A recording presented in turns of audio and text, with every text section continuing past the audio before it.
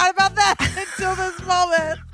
It was so funny. That was also, I'm just going to whisper. That was also the time when I got the wild FaceTime from Taylor Swift because she was dating my friend at the time. And you guys do the fucking math. And they FaceTimed us, and it was the most surreal moment of all time. We're just like Taylor Swift, like staring at me, and I'm like in the jungle of Mexico, bat guts behind me. Like, whoa. I don't know what I'm doing, but I'm doing my best. I also have my Girls 5 of a makeup on. You look wonderful. I just haven't washed my face yet because do you want to get that text? Is that me? Oh, it's not a text. It's a train. No, there was a text. I heard a doo-doo-doo.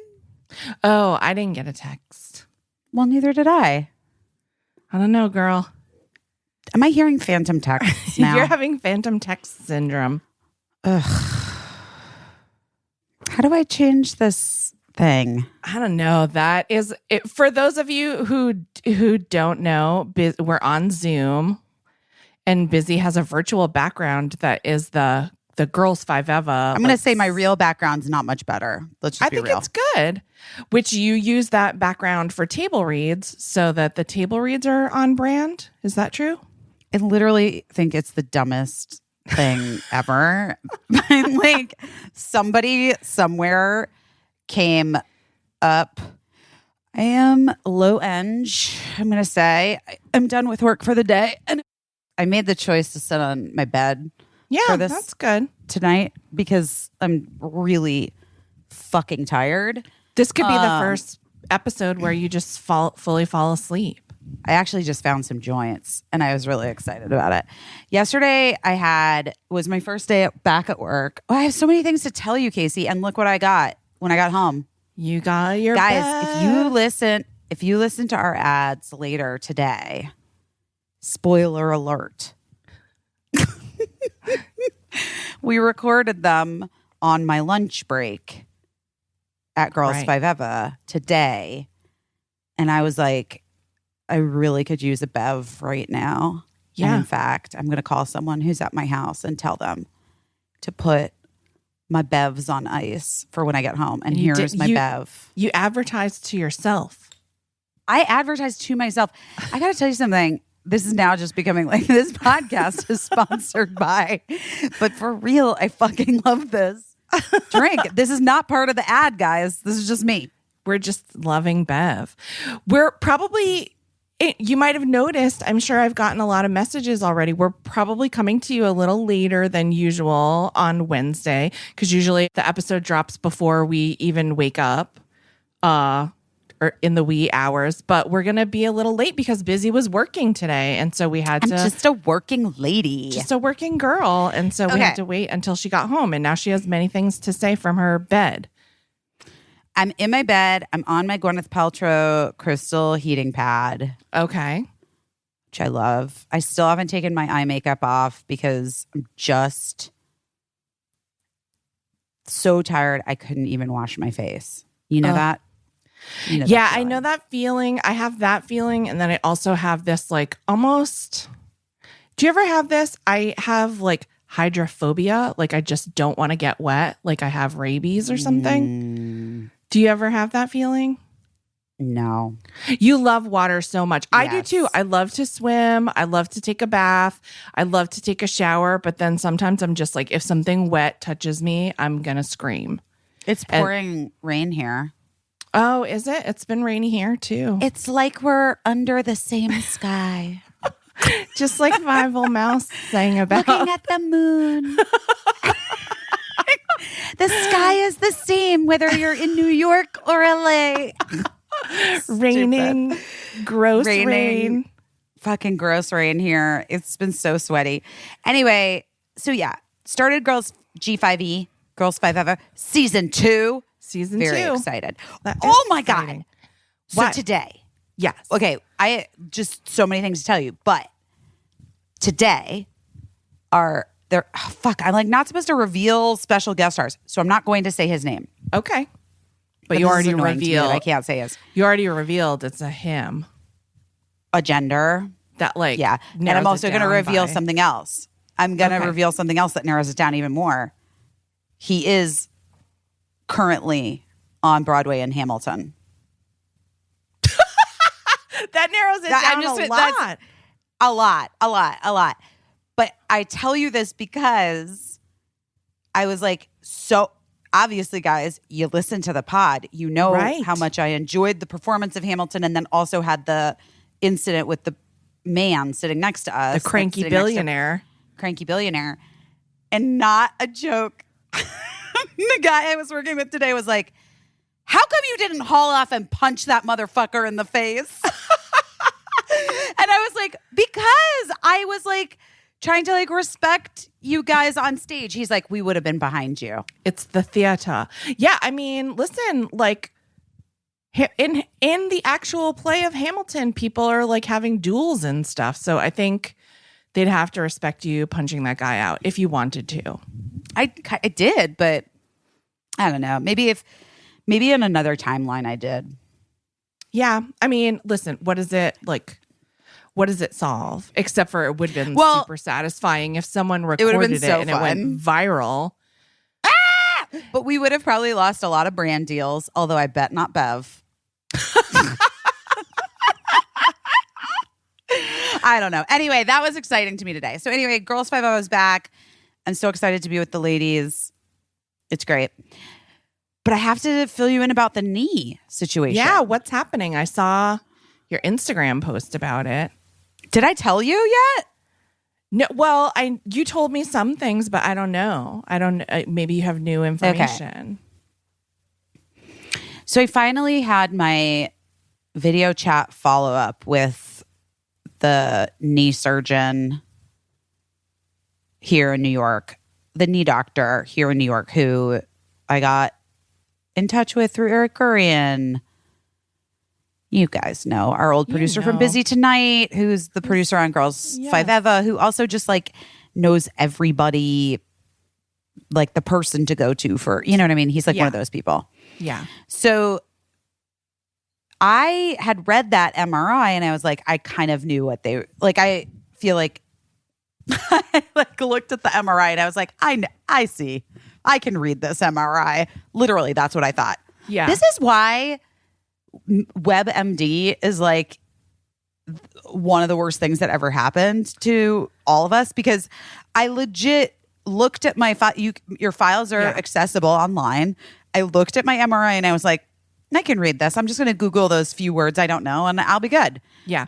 You're like people that play Guitar Hero and think that they can really play guitar after. I also, you know this though, I was on ER for a year and I do think I'm a doctor. So I was on ER for a year 15 years ago and I think I'm a doctor.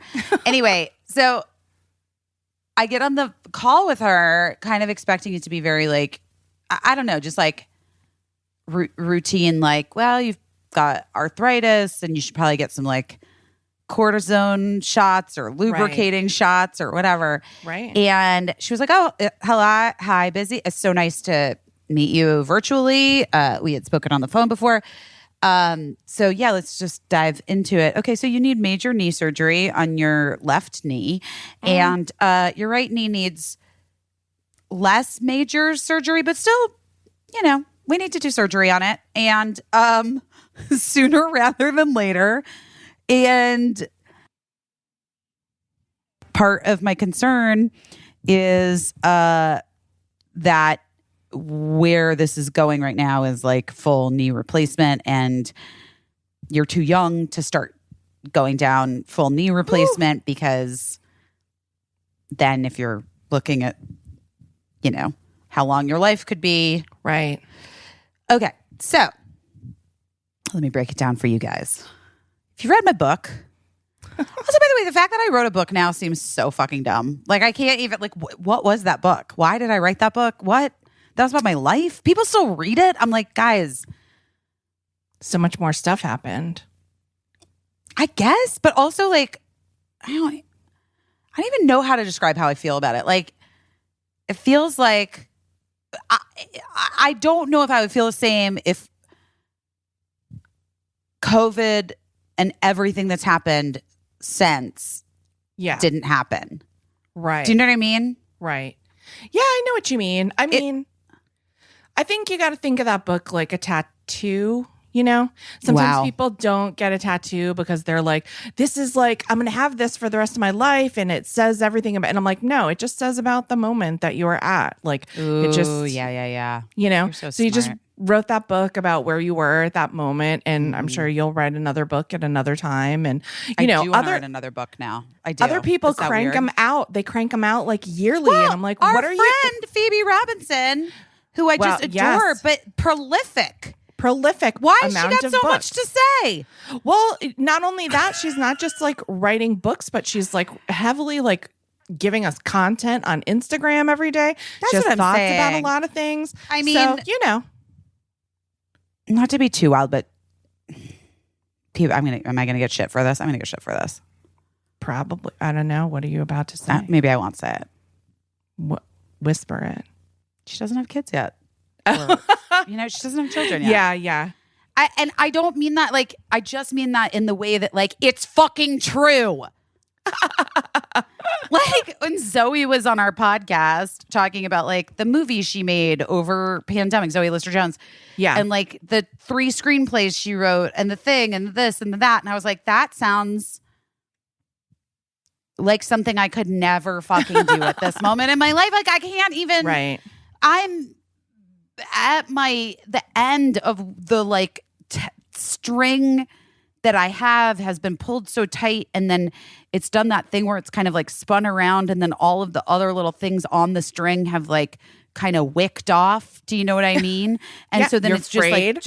I frayed them, and they're kind of spinning, and then it's just like one tiny little thread that is just hanging on for dear fucking life. That's me. Just like classic Wile E. Coyote rope situation. I am Wile E. Coyote hanging off of a fucking rope, Caissie. Anyway, my point being, bless everyone for their prolificness. Yeah, also, I mean, listen, come parent my children sometime for 1 week and then see what you can do. Our friend Kate Spencer from Forever 35, I don't know if you've seen this because you've been so busy working, but she was actually away on a mom's retreat and like shattered her hand playing tug of war. Oh no. Jesus fucking Christ. So horrible. All these pictures of her in the hospital, she has to like basically get like major hand surgery as well. So maybe you guys can like convalesce together. But she was so down about it because can you imagine you just think you're going to play like fun tug of war, blow off some steam, and then like your hand just gets busted up. I never liked tug of war. You never would? I think tug of war is such bullshit. They used to do it at the kids' preschool, the preschool that my kids went to in Los Angeles. Yeah. There were 2 campuses for the preschool, and every year they had this big picnic at the end of the year, and it was like the 2 campuses coming together and all the kids, and it was like a bounce house and like snow cone guy and like potluck and blah blah blah blah blah in the park in Griffith Park. And the like final activity of the whole, and there was always like so many activities, the final activity of the whole day was the parents' tug of war, campus against campus. No and way. Every single fucking time I was like, nope, absolutely not, guys. No thank you, goodbye. And people would go nuts pulling on that fucking rope. It's like, and people would, and you go down so hard. Yes. Well, I'm sorry that Kate thought it was going to be a good time. I could have told her it was a disaster waiting to happen. I mean, it's so weird. I have like a number of childhood experiences that I recall. Like, I'm not the best at remembering like the fun times. And so that like, just made me laugh so hard. I'm not the best at remembering the fun times. So one time I was like, I really loved Field Day. And that's all I think of when I think of Field Day is the tug of war. And I was like, why did I love Field Day? So, and then I'm like, I don't like running. I didn't like playing any of the games. I especially hated tug of war. And then I was like, oh, they would give us like boxes of Kentucky Fried Chicken. That's what I loved about it. And then I was able to trace like every fond memory that I ever have from childhood is connected by being served Kentucky Fried Chicken. That's the bottom line. Church picnic. That's something you could work on at Hoffman. I'm not kidding. You'd really have to bash that out at Hoffman. Yeah. And I'm like, what did I love specifically? It's just like Kentucky Fried Chicken is. It's comfort. It's like, I don't even love the food that much. I just love that it came in like a festive box. I know. But there is something about food served in cardboard that's like amazing. Yes. Or a bucket. Come on. A bucket. Well, but not just like bucket food, but like any like fries in a paper bag. Yeah. You know what it is, Caissie? It's like, is this a good look? You look really good. You guys, I'm literally like, I can't even. Never mind. I'm lying down. My computer's like on top of me. It's a disaster. Fried food in a paper product. Yes. Where it's at. I was just thinking about this the other day. I love like fast food graphics, you know, like I love graphic design. I think it's like, I don't know why it really like speaks to me. I love vintage graphic design. And the other day I was driving down, I don't even know what street, but I was like, I'm so happy that LA still has like the giant KFC buckets, like over their restaurants, over some of the KFC Western. locations. There's one on Western. I can picture it. Yeah, I was really excited by seeing that bucket, but it's been a long time since I've eaten any food that came in a bucket. Although I heard Eminem has a spaghetti restaurant that the spaghetti comes in a bucket. Why would spaghetti come in a bucket? It's a thing, I guess. Eli said that it was like a thing that he saw as he traveled across the country, spaghetti buckets. Like a KFC bucket, but it's spaghetti? Yeah, I guess so. Like a giant to-go bucket of spaghetti. Each and every day, I put on each and every under my sweaters because I know in New York I'm gonna be sweating. One of the biggest surprises about moving to the East Coast for me, guys, is that sweater season surprisingly does not mean I stop sweating. In fact, some of my stinkier moments have been in sweater season. You're literally a sweater. Yeah. Yeah, I am a sweater wearing a sweater. So I need to make sure my odor protection is on point. And thanks to each and every, I never stress about my body odor. It's the only deodorant we trust. And bonus, it's natural. Which, by the way, isn't even a bonus. It's a must for me. It's a must. I've been on the natural deodorant train for, as long as I can remember. I've used natural deodorant. And it's hard to find one that you feel like actually works, actually smells good.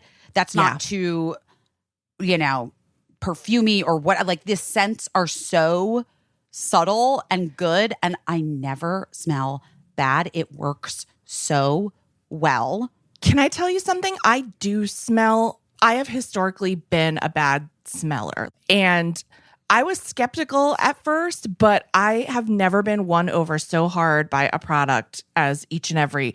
And I'm so excited because I've been using cardamom and ginger for fall. And now it's getting to be almost the time for me to switch over to black spruce and fir for winter. I love that black spruce and fir smell.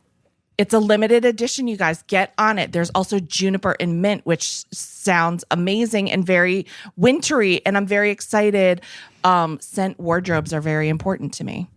I know. And here's the deal. They have ingredients like Dead Sea salt, coconut oil. It's sensitive skin friendly. It's found to fight odor as well as an antiperspirant. There's no aluminum, no parabens, baking soda, or other hidden nasties. Plus, each and every comes in sustainable packaging made from sugarcane and is vegan and cruelty-free. So truly, you have no reason not to be using each and every as your every single day deodorant. Once you try it, you're never going to go back. It just works. we have amazing deal for our listeners, Obvi, 30% off your first purchase. 30% off your first purchase of Each and Every. Just go to our special URL, eachandevery.com/best, and use promo code BEST30. Don't miss out on 30% off. Use promo code BEST30 at eachandevery.com/best. Okay, here's the deal. We, had to move into like the temporary place before the bigger place, and it's like a little smaller. It's smaller. Yeah. And there are 2 adults, 2 children, 2 cats, and 1 dog named Gina. When I tell you the cats are the ones like that in a small-ish space are the ones that are giving me the most need for the Homedics air purifier. And thank the sweet Lord, it showed up right on time. Yeah. So it is incredible the difference that it makes. You guys, if you're looking for a new air purifier, I cannot recommend this enough. I got the Total Clean air purifier. It's amazing. The air filtration system and UVC light removes up to 99.9% of airborne allergens, including pollen, including, no shade, Gildo and Rosie, your pet dander, smoke, and mold, the dreaded mold. It's great. So we keep actually like I'm using the Homedics like sort of near where I have both a steam shower and then in like sort of the next area is where the cat's litter box is. So it's like, it's the perfect area for it. It purifies the air in large rooms up to 343 square feet. It's much cheaper than crazy expensive air purifiers, and it's more compact than the big bulky ones. Yeah, you don't even notice it doesn't take up a lot of. No, you don't even notice it. It's amazing. So, this is a thing that has been, for me, I was like very nervous moving into this new place. Yeah. And I feel as though all of the things that I was concerned about, my Homedics air purifier really has helped me with. It makes sense because the air in your home can be up to 5 times dirtier than the air outside, I read, which is wild. My allergies have been terrible, and having this Homedics Total Clean air purifier has just, it's very quiet and it helps me sleep better. No, I feel like I'm truly sleeping better as well. Plus, the company Homedics has an A+ Better Business Bureau rating. So, if you've never bought anything from Homedics, this is just to tell you they're a brand you can rely on, and you should join the millions of customers who trust Homedics. Well, listen, guys, whether you're dealing with allergies or just looking to keep your family safe, or like me, you've got too many pets in a small space, we have good news. Right now, if you go to homedics.com/best and use our promo code BEST, you're going to receive a free replacement filter with the purchase of your air purifier. That's up to a $99 value, guys. That is a free replacement filter when you go to homedics.com/best. Use the promo code BEST. Get your air clean. We love you. Look at my lashes. Do you see them? I do. They don't make you return. They don't make you turn those in at the end of the day. Hilariously, last year I did have to. But this year, maybe because it's season 2, she said, no, it's all right. Back to my writing my book. So I essentially have genetically malformed knees. Okay. I know this. My mom has the same knees. The other thing is, I really do think I may have that Ehlers-Danlos syndrome or whatever. You know what? I will laugh so hard if you have it. Not to be mean, but I know. But I think I actually have it. You may. I think it's like an understudied. I have Ehlers-Danlos syndrome. Wait, do you really? Yeah. No fucking way. That is why I'm very careful about exercising, and why I suffer from or have suffered from a lot of dislocated shoulders and Well- hips in my lifetime. All right, motherfucker. Listen, when I saw Aunt Margaret Yes. in Chicago, she was like, well, you know, my Ehlers-Danlos syndrome, blah, blah, blah, blah, blah, blah. And I was like, wait, what? And she was like, I was like, I might have that. And she's like, don't even look it up. It doesn't matter if you have it or not. Okay. So, wait, that's insane. So anyway, that's basically, this is my new theory is that is actually the thing that I have. But like my stomach issues, my consistent dislocations, you know, what's that called? Like hyperflexible. Subluxation and Like, yeah. look, Yeah. like that Yeah. thing. Like I can do that thing where you like all your stuff bends yes, backwards. look at, And this is how my fingers bend. We're just showing each Caissie. other how our fingers bend. Yeah. okay. Well, anyway, so basically, because of my the way that my knees just are, Yeah. and because of all the working out that I've done, because of just like the stress I put on my knees and stuff, Yeah. like my left knee is like essentially bone on bone. Like there's no Ugh. cartilage left, which is why it's been swollen since August. Yeah. She took all this fluid out of it. She lubed me up with hyaluronic acid. And the knee surgery that she's going to have to do is really major. She has to put a groove in where there isn't one. Yeah. But it's like the thing that your knee sits into, and it like should be grooved so that your knee like goes into it. Like your femur bone. Okay. Like how your femur bone should have that like groove Like a so that shelf. mine is just like flat. Like there's no groove in it. I hear you. I have Classic biz. I have no hip sockets busy. That's all of the times when I'm like, oh, I'm having like a thing because of my thing. That's what I was talking about. Okay, great. So this is fantastic news. So your femur bone, so she'd have, okay, so here's what I imagine she uses, but this is just totally unsubstantiated. And this is just, I've just made this up in my head. Yeah. But I imagine that she uses one of those nail files that the ladies use when they take off your gel nails, like that whirl really fast. Yes. And then they like saw down your nails. That's what I imagine. It's probably Caissie almost just probably threw up, worse. guys. It's probably it's like a giant one of those. Yeah. Just like a circular Right? saw. Probably. No, it's not. Yeah. It's got to be. It's like a giant Like sander. a Dremel tool. Anyway, they got to make that little groove. Yeah. Then she has to like literally move my bone, my fibula. She has to like move my fibula and cut my patellar tendon because it's too long and move it over. Yeah. And my kneecap will move down. Anyway, and then, and this is the craziest part. I get a cartilage transplant From a cadaver. from a dead person. Aww. I get a dead person's cartilage in my knee. Wow. I know. It's really fucking deep. I don't know how I feel. I know. It's Well- really intense. If you start a private group about this, I'm going to write a short story about it. Fuck you. Also, by the way, no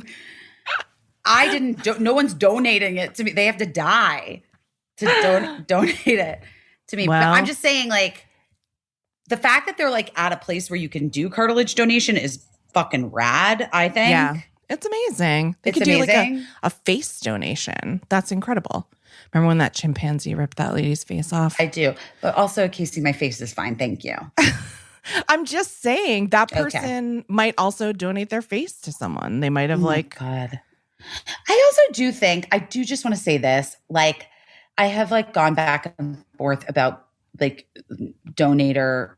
being a donator or not being a donator. I really have. Oh yeah. Like Okay. in my life, only because like once this is going to make me sound like I'm like QAnon or something. Maybe not. But I swear to God, like once a long time ago, someone was like, oh, don't put the donor sticker on your driver's license. They won't try to save you as hard. I know. But that's insane. That's insane. As I said it out loud, I realized that sounds insane.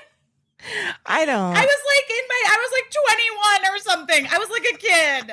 You know what I mean? And I believed it. I think because here's those EMT guys, they don't have anything to do with the transplant to someone later down the road. So I think they're in it for the love of saving someone, and they would try to save you and, you know, and let God sort it out. Although, speaking of emergencies and EMTs, I read this really amazing tip that I don't know, I think it was just like an Instagram or something. Oh, I know what you're about to say. I love it. About changing your voicemail if you're lost somewhere. Yes. If you're lost somewhere, say you're like hiking or your car breaks down or something. Or you're on a boat. Or you're on a boat. Or remember when DJ Khaled got lost on his jet ski? Yes, exactly. Exactly. Where he should have used that time to think about some of the things he's said that were about like eating ladies out. Yeah, cunnilingus and not liking it. I could be getting my timeline messed up on when things happen. But so anyway, the tip is if you're stranded somewhere and you're nervous, change your voicemail, your outgoing voicemail on your phone before your phone dies, saying what happened to you, where you are, if you know the address, what you're planning to do, if you're planning to like stay by your car or if you're going to try to walk in a direction or whatever, so that when people try to call you and get in touch with you, they will hear that outgoing voice message and be better able to locate you. Here's my question though, for reals. Do we know, because I don't, if you don't have service, can you change your voicemail? That's a really good question. The thing that I read said that you could, but I'm not sure exactly how that would work. I would feel like you would need service to sort of get it to the server. Right, because it's like, the cloud or whatever. But I don't know. But if anyone's any type of voicemail expert, I would love to hear. But I thought that was really smart. And it will be exactly the type of thing I would forget to do in an emergency, but it seems really smart.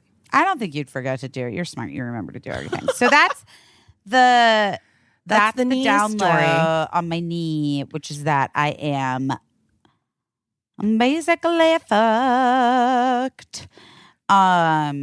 So I can't obviously do it now because I'm doing Girls Five Eva. I have a big dance sequence tomorrow. So, oh boy. So that's going to be rough, probably. So I have just like to suck it up a little bit. Yeah. And then, I guess like February or whenever we wrap, I'm going to try to get on the sketch with my doctor for maybe like mid late Feb. Okay. And just tear this shit up. Well, I think maybe it'll be good. Maybe knee surgery's come a long way. It was like my mom had both of her knees replaced at different times.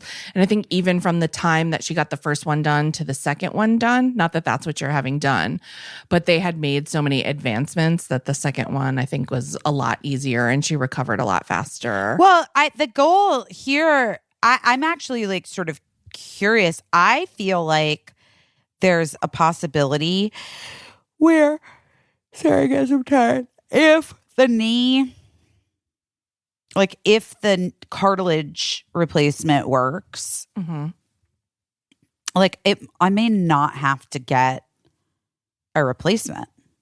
Yeah, that's the hope, right? Yeah, I just always assumed I was going to have to get a knee replacement because I just felt like because you've had so much trouble. I've had so much trouble. I'm like, oh, I just have bad knees. Yeah. Well, anyway, so that was that. Then over the weekend, I went to the Upstate Antique and Vintage Fair in upstate New York by myself. I went by myself. Oh, that's good. I'm really like, I have to say post-Hoff. Yeah. Hoffs. Post Hoffs. Post hops. You know Post Hoffs. Yes. I really feel like I'm much more into being by myself. I like myself so much better, maybe. Yeah. So I'm okay to like hang with myself. Yeah. Is that a good? Maybe that's what it is. Anyway, I just feel like, yeah. So I had kind of invited a couple people to come with me. No one sort of could come with me. I know from experience, my children are not the chillest vibe at like an antique Right. fair. So I went alone and I had a delightful time by myself and I wouldn't have traded it for the world. It was so nice to be alone because I just like took my time. I looked at everything. I got such good stuff, like such great vintage stuff. Oh, great. And this all, guys, fits into my thing of not buying new stuff. I can buy stuff. Right. It just can't be new. There you go. Made and manufactured new. So I bought a lot of stuff, but it's not new. I bought a really cute, speaking of vintage fonts, I bought this really cute shirt that said Foxy Lady on it. I love it. Cute. Yeah. It's really cute. And it's got that font, you know, really great. Yes. You know the font. Yeah. I got a pair of bell bottoms that might be a little too small for me right now, but guys, we're going to work on that. Not in terms of like, I feel like I need to lose weight. In terms of like, I am working on a TV show that has a costume department that can maybe let the pants out and the hips.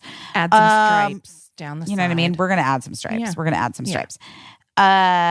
I got, what else did I get? I got like the most amazing vintage Saint Laurent dress.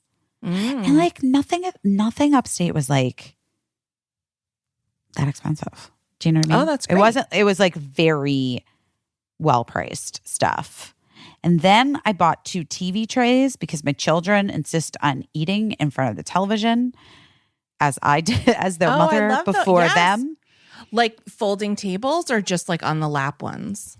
No, folding tables that like are like little TV trays. Yeah. Can I That tell you unfold. something? I loved them. That's the only place I either ate sitting on an end table with a TV tray in front of me as a little kid because I always ate by myself because my parents were working. So I would sit on an end table with the TV tray in front of me, or I would sit on my sit and spin and eat with my plate on the. No. Oh boy. But I've been looking for a set of TV trays. They're really hard to find.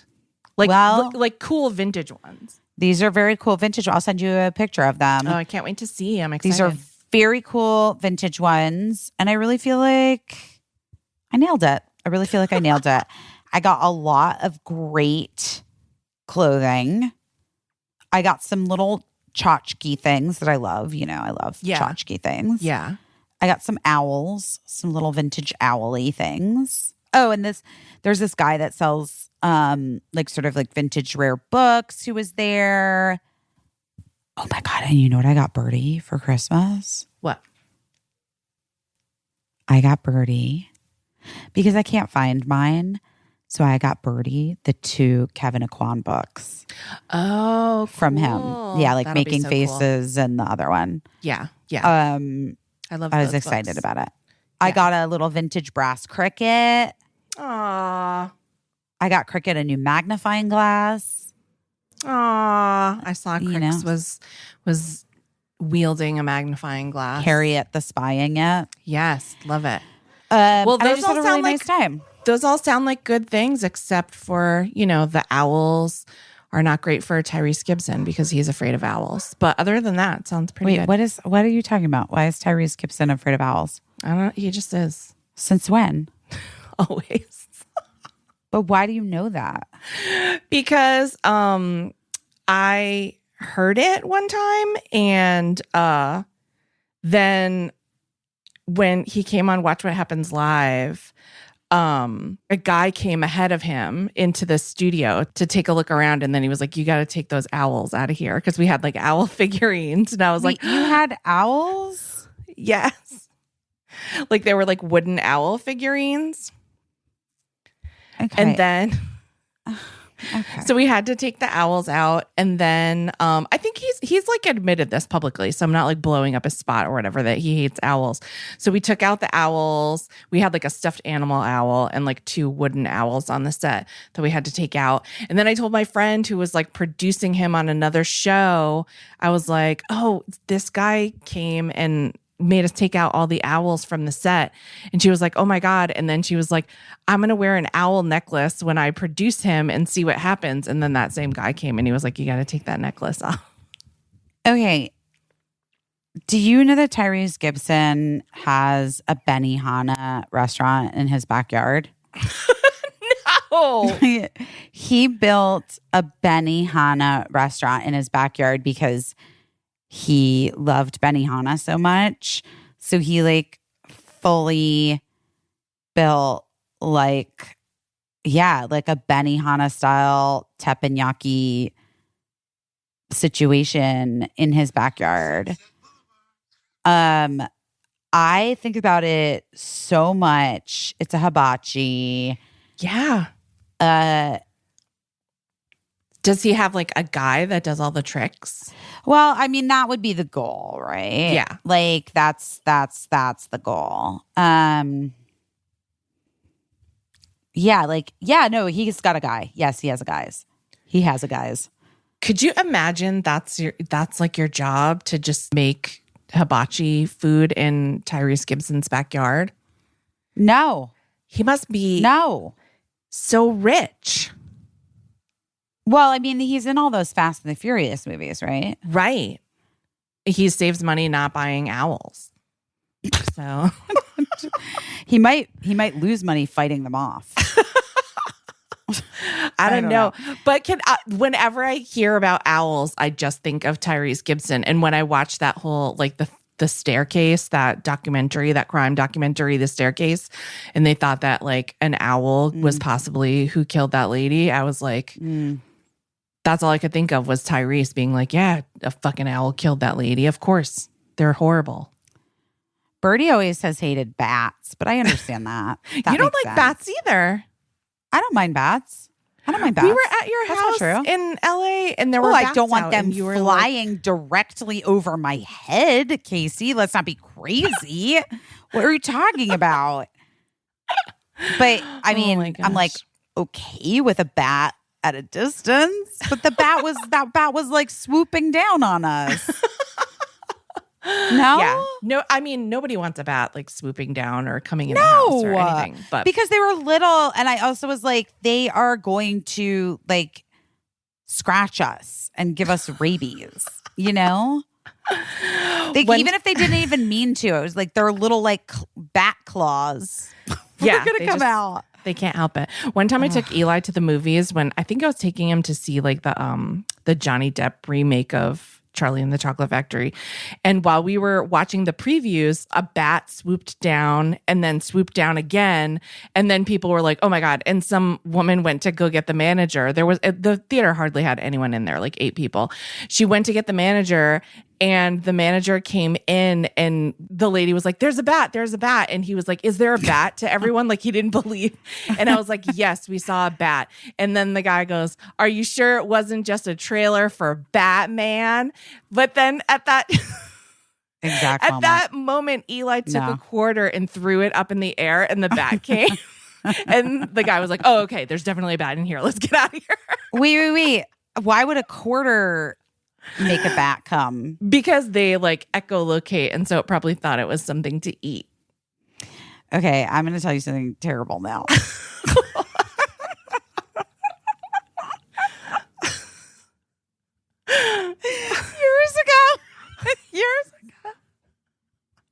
Years ago, literally so many years ago, Birdie was a baby. It was the first time I ever left her. And Mark and I left her with my parents, and we went to this like island in Mexico with a bunch of friends, with Ed Drosty and a bunch of friends and Irene. This is the famous place where Irene was like almost attacked by a jaguar. Remember? Do you remember this story? Okay, but I never. So because Irene was almost like attacked by a jaguar. What am I saying? Jaguar. You turned English, a jaguar. A jaguar? Because Irene was almost killed by a jaguar. The one thing that got lost in the storytelling is that the very first night, there was a bat that was in Mark in my room, like in our bedroom. Oh my God. And so we called down to the front desk. It was very jungly. And so we called down to the front. I don't even think this place had phones. Mark, somebody went down to, maybe, I don't know. Somehow a guy came up and the bat was in the fuck, oh no. The bat was like super high up and he was like, oh, I have to get a ladder. And so he left and he came back and we were like inside. They had mosquito nets because it was like a very rustic place, but like rustic chic, you know, like it's like definitely like a place that would be like, I don't even know, like, you know, Chloe Sevigny would be there as the other, whatever. It was just like, it was like chic, but super rustic. But anyway, so he goes back with his ladder. He puts the ladder up. He walks so slow. And he's climbing the ladder rung by rung, so slow. And Mark and I are sitting inside the mosquito netting around our bed. Like we were inside the mosquito netting, like as if I was going to protect us. Not from a bat or a jaguar. We thought it was going to protect us from a bat. So anyway, this guy is like rung by rung, and he has like a pot, like a little shovel with him because we were like, oh, he's going to like scoop. And he just goes, and the bat explodes. Oh my God. Murdered the bat. Oh. And we were like, there was like a giant bat splat. And I was like, oh no. Oh my God. We didn't want you to kill the bat. Oh like my I didn't want the bat to die. I just didn't want it in my room. Anyway, it was so fucking. And you had to sleep in that room with a bat ghost. And there was just like bat guts. Oh my. Oh my God. I can't believe I totally forgot about that until this moment. It was so funny. That was also, I'm just going to whisper. That was also the time when I got the wild FaceTime from Taylor Swift because she was dating my friend at the time. And you guys do the fucking math. And they FaceTimed us and we were like in the jungle, whatever. And I was like, pressed whatever, accept. And it was the most surreal moment of all time. We're just like Taylor Swift, like staring at me. And I'm like in the jungle of Mexico, bat guts behind me. Like, whoa. Oh, anyway. My God. What a life I've had, guys. What a life. I bet you sure wish you had some bat guts behind you and Taylor Swift on the phone right now. It's the best of times. It was the worst of times. You know what I mean? Yeah. Yeah. And honestly, it really was both. And by the way, continues to motherfucking be. So I think the verdict's in. I think that is just how it is. I think that's just how it is. The best of times and the worst of times, both.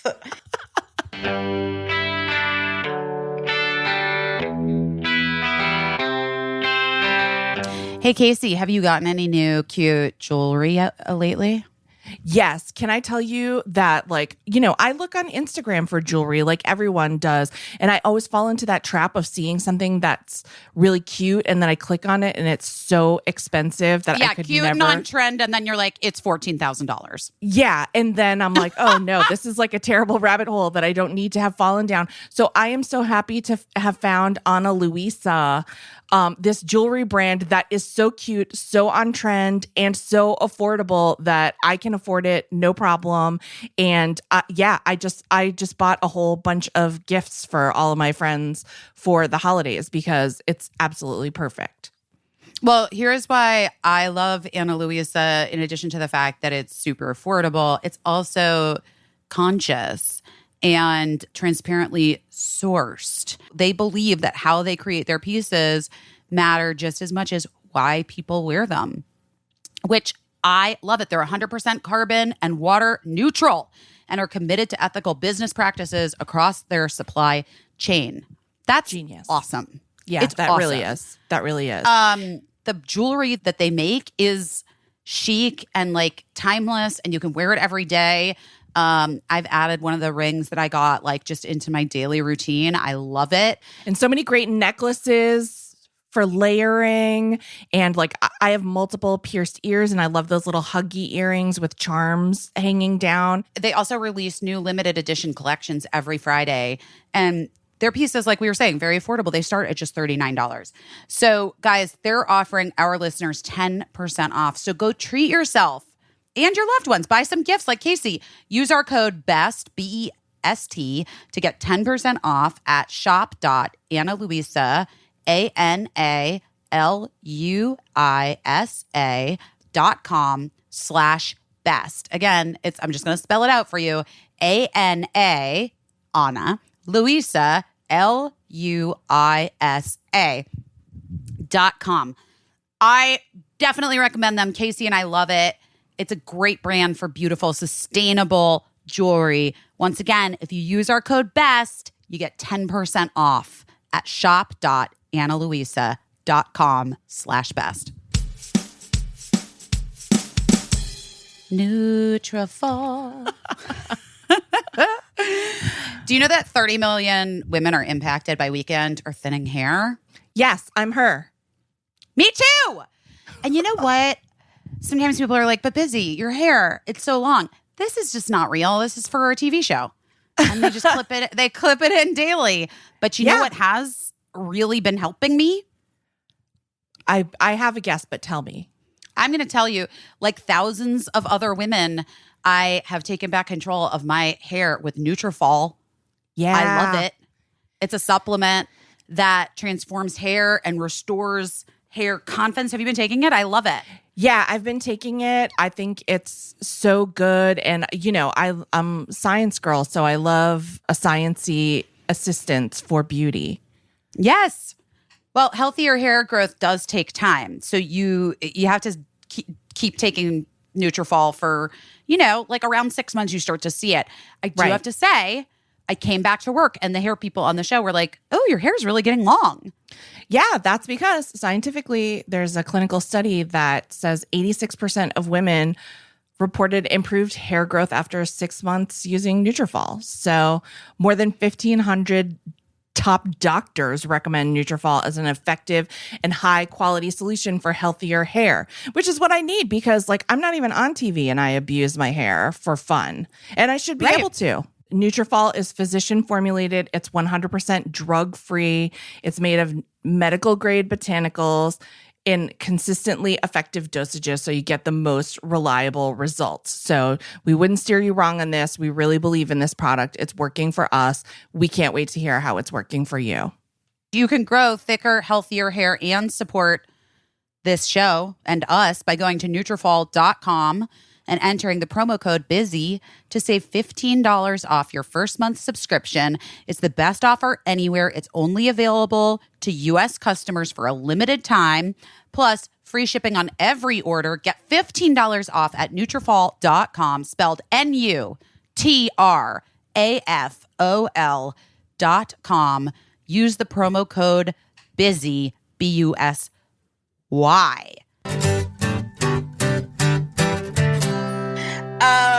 What are you doing your best at this week? Oh my gosh. I have, not to talk business or whatever, but I've just been trying to finish our website because we've had a website that's been in a liminal space for a very long time for this podcast. Mm-hmm. And we should send the website to the Hoffman Institute. see if it gets its shit together, or if it gets its shit together for a week and then forgets it all. Yeah. It's a new experience for me making this website, and it's kind of like one of those things that, like, I'm not expecting it to change the world. It's it's just a website, just a silly website. No, the podcast is 100% changing the world. Yeah, the website. I was going to say, I take umbrage. The website, I'm not expecting to change the world. It's just a good place to put everything. And also we need it to kind of do other things that we want to do possibly. So, and I just want to get it finished, but it's so it's the principle of like finishing it and it's really teaching me a lot about myself. And the number one thing is teaching me about myself is that I am not here on this planet to make websites. I'm very bad at it. It actually makes my heart race, which is so insane. Like I was trying to add all our sponsors to like our sponsor page, and it was like making my heart race. And I was like, what is this? This is probably something I should talk to a professional about. But I'm almost done. I think I'm almost done. It's not going to be perfect, but it's going to be done. I'm almost done. I'm almost ready to hit publish. And stop fucking around. That you say it is not going to be perfect, but it's going to be done. Yeah. And you know what, Caissie? That is like sometimes all we can ask for. Not going to be perfect, but it is going to get finished. Yeah. I mean, well, as we know, perfect is the enemy of good. Perfect is the enemy of done. And sometimes like we're not being like nominated for like the National Website Awards. You know what I mean? Like we're not. No, I'm gonna venture to say we're not being nominated for any awards anytime soon. I don't know. I mean, I wanted to. Well, here's another thing I learned. Some of the awards that I see people winning, and I'm like, oh, that would be so cool to be nominated for that. I didn't know until this week that you kind of like nominate yourself and enter yourself.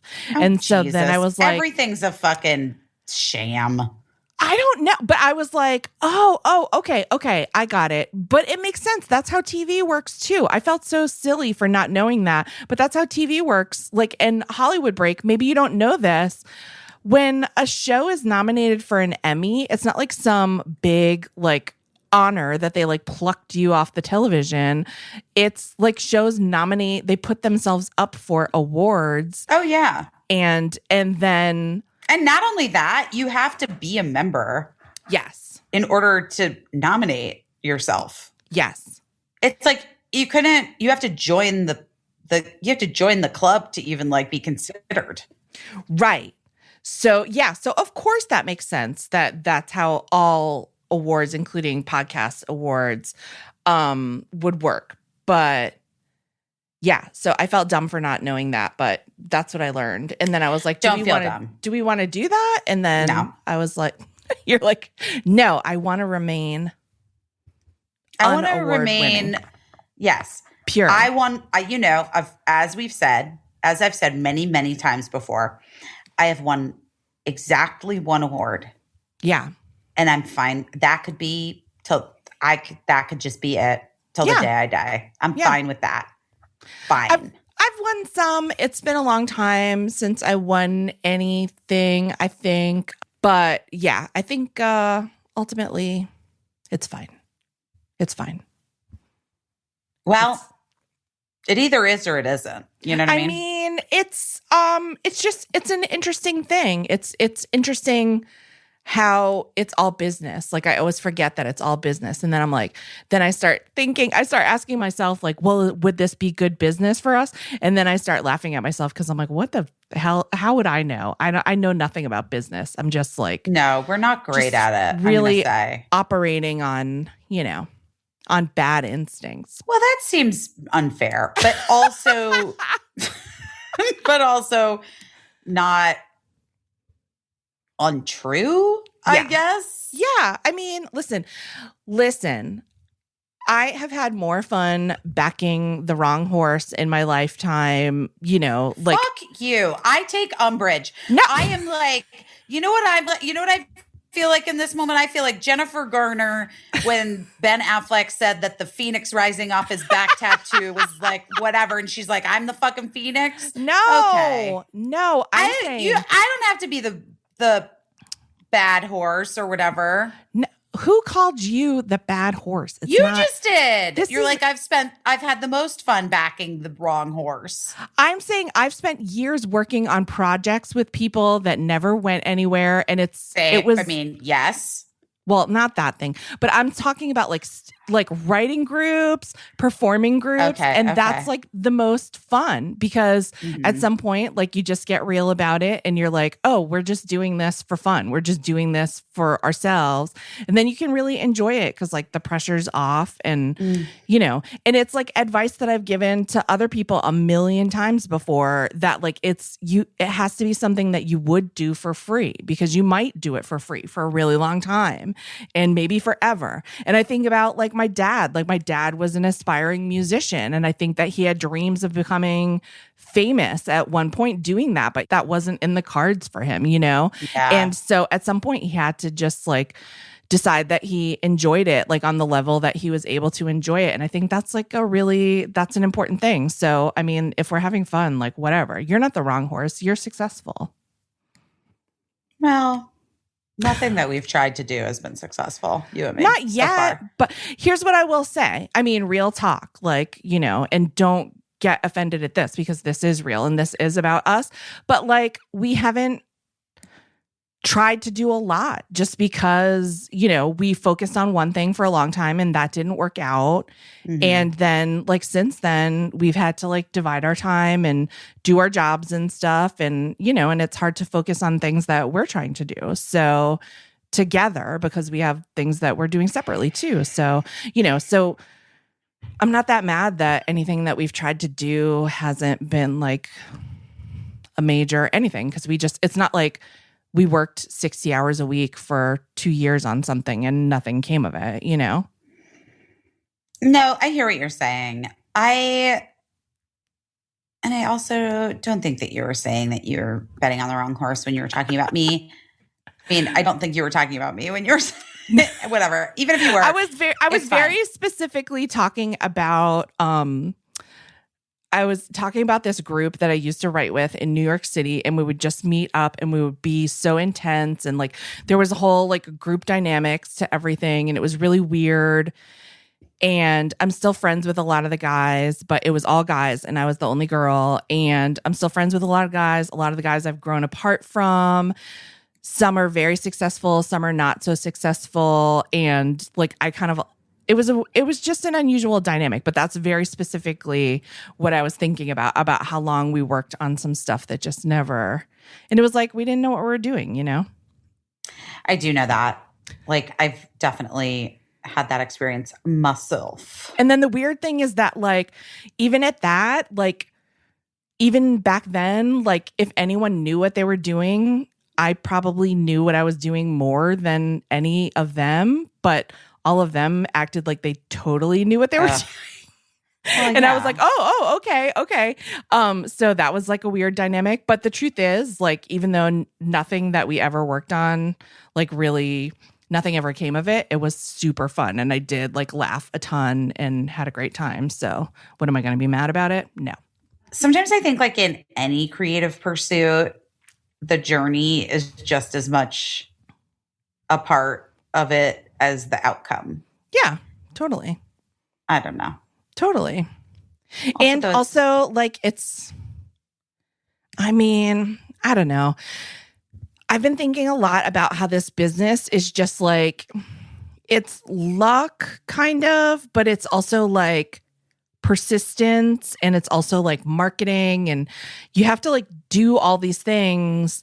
And like, but sometimes it's okay just to not do those things. Like if you're, if it's like wearing you out to like constantly be trying to sell yourself or whatever, like it's okay to take a break from that or, It's just there. A lot of stars have to align to make things happen, and like, it's interesting. Speaking of which, I had a notification from the pattern today, and holy shit, what happened? It just feels like this is my moment. And I need to seize it. That was what the pattern was telling me. Well, do it. Today. Yeah, I guess I should try to. I should stop being in such a fucking bad mood. But I mean, we'll see. You know what I mean? I'll try tomorrow. Just to not be in such a bad mood and to seize it. What'd you do your best at? I mean, you have a list, I'm sure. You kind of said. I did a good job parenting Birdie in one moment. Yeah. Once this past week. In that I was able to remember a thing that my Hoffman coach Drew and I had talked about, which was, he was like, may I just offer this word, when you get in, when Birdie gets into these things, and the word being curiosity. And so Birdie got into one of their sort of fixated on this idea. And it was it gets kind of it's exhausting because it's no answer seem they're asking you for something, but nothing you could possibly say to them or give them would be the right answer. It's like a spiral. And for the person on the receiving end of the spiral, it's kind of exhausting because you're okay, if I just empathize, oh, that sounds really hard. That's really hard for you. You sound really upset about it. They're that's all you have. Just it sounds hard for me. Right. But then if you're oh, well, I'm going to offer this suggestion. They're oh, you think you know how you can fix it? Right. It just gets difficult. And they keep moving the goalposts of goalposts moving is just the story of my goddamn life. You know what I mean? Yes. But anyway, so I was just be curious, just be curiosity, just be curious. So I was just oh, that's really interesting. Yeah, that could be true. Wait, why do you think that? And just kept asking questions like that, not in a provocative way, just in a genuinely curious, why do you think that's true? What do you think? What about that makes sense to you? Right. I'd never thought about that, but tell me, Right.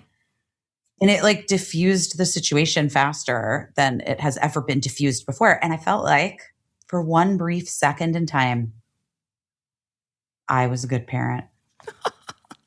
You're a good parent. Oh, I know. I'm just being a little bit facetious, but you know what I mean? I did feel just in that moment, I was fucking nailed it. Yeah, that's a good feeling because that's really frustrating to be. That's just really, listen, when it's your own kid, then you kind of have to, you can't. But I feel Mercury retrograde might be over, but I feel a lot of people are going through it. And I do want to shout out to podcast listener, Dr. Jen, who I sort of had a run-in with someone on social media, someone who was just going through a hard time that it felt it was beyond my capability to help them. And I was I can't believe I'm doing this. It's probably not appropriate at all. But I reached out to Dr. Jen and she was oh, okay, here's what you need to, you did the right thing. And she was just really great. So thank you, Dr. Jen. She's the author of many helpful books and Instagram posts. She's very generous and I urge you to follow her. But yes, I just felt I feel a lot of people were going through it, but this person was going through it more than I should be allowed to be in charge of. Oh my goodness. It was a lot. That's the thing too. It gets complicated, especially it's, people online who you don't actually really know in real life, but they feel like they know you. I don't know. Yeah. That's hard. Yeah. That was not to reveal too much because I said, I think this person was going through a difficult time, but, and they were in some type of distress. But that's where I was worried that I did something wrong, because I was like, I feel for you in this moment, but I don't really know you. So I am not sure how much I can help you. Like we don't know each other. And that made them really upset. And I felt terrible. But I also feel like, Dr. Jen was very helpful talking me through that. And now I owe her probably a $100 copay. Well, that's good, though. Yes. Pay people what they're worth. Well, let's talk to Andrea Barber, shall we? Yes. Andrea This was Barber. fun, you guys. Kimmy Gibbler. The iconic, as I say, how many times do I say it? I mean, say it you a- said I've it a said it a lot. few. You said it like you were throwing it around like you're a millennial. I know, but you know what, though? I do feel like she is. That Yeah. character is, she is. Well, as you said, people use it very lightly, but when you say it about her, it's like the way that you summed it up, I thought was really smart in the interview, like what iconic means to you and why Kimmy Gibbler and Andrea Barber are iconic. Iconic. Guys, iconic. Andrea Barber, take a listen.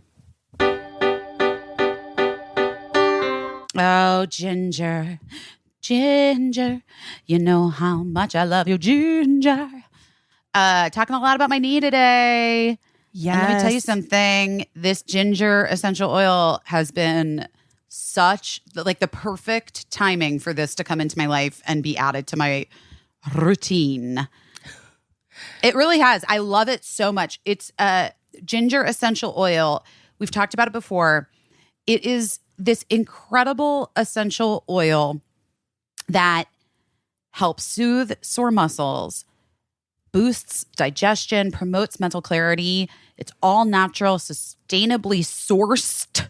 Unlike other essential oils, ginger has no prep time. You don't have to add it to something else. It comes pre-mixed with jojoba and evening primrose carrier oils. So you can just put it directly on your skin. Anecdotally. So I've been using it on my knee because my knee has been Swollen, yes. Yes. And it's really been helping relieving that. But Well, thank God you need that knee. Well, we'll talk about it on the pod. But I want to tell you something else that I used ginger for the other day. What? The night before I started work, I got hit with an IBS attack. It's been a minute. It's been a minute since I had it, but it's just like stress. I ate some weird food. I just was like, it was all bad. Yeah. And I felt so terrible. And then I was like, saw the ginger oil next to my bed because I keep it next to my bed for my knee. Yeah. And I was like, I'm going to put it literally straight up on my stomach. Like the oil on my stomach, and I like rubbed it around on my stomach. And I'm not kidding you, it really helped. I bet because just the smell of it, I feel like makes a change in how I'm feeling. So I sometimes just put like a little on my hands and just like, breathe it in, and it's remarkable. Guys, we're telling you, you need this ginger essential oil in your life. Right now, we have an amazing deal for our listeners, 20% off your first purchase. It's only available at our special URL, ginger.us/best. That's JINGER.us/best. That's JINGER.us/best. You do not want to miss out. Again, that's ginger with 2 J's.us/best.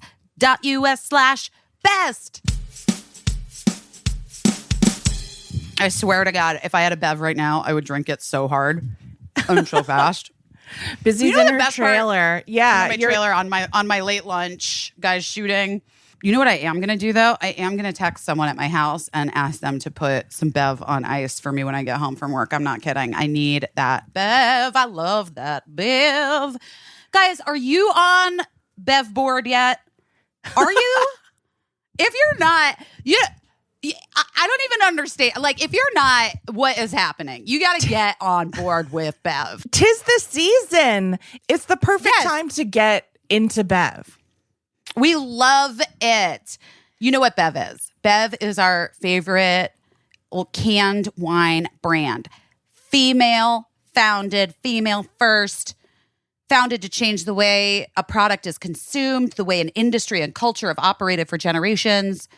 They are badass ladies. Yes, I feel like Bev on its own tastes great. It's my favorite. I love obsessed. a sparkly wine, but the fact that it's female founded and run makes it taste just that much better to me. I agree. Oh my God. I swear to God, I agree. 4 varietals. I was about to say it.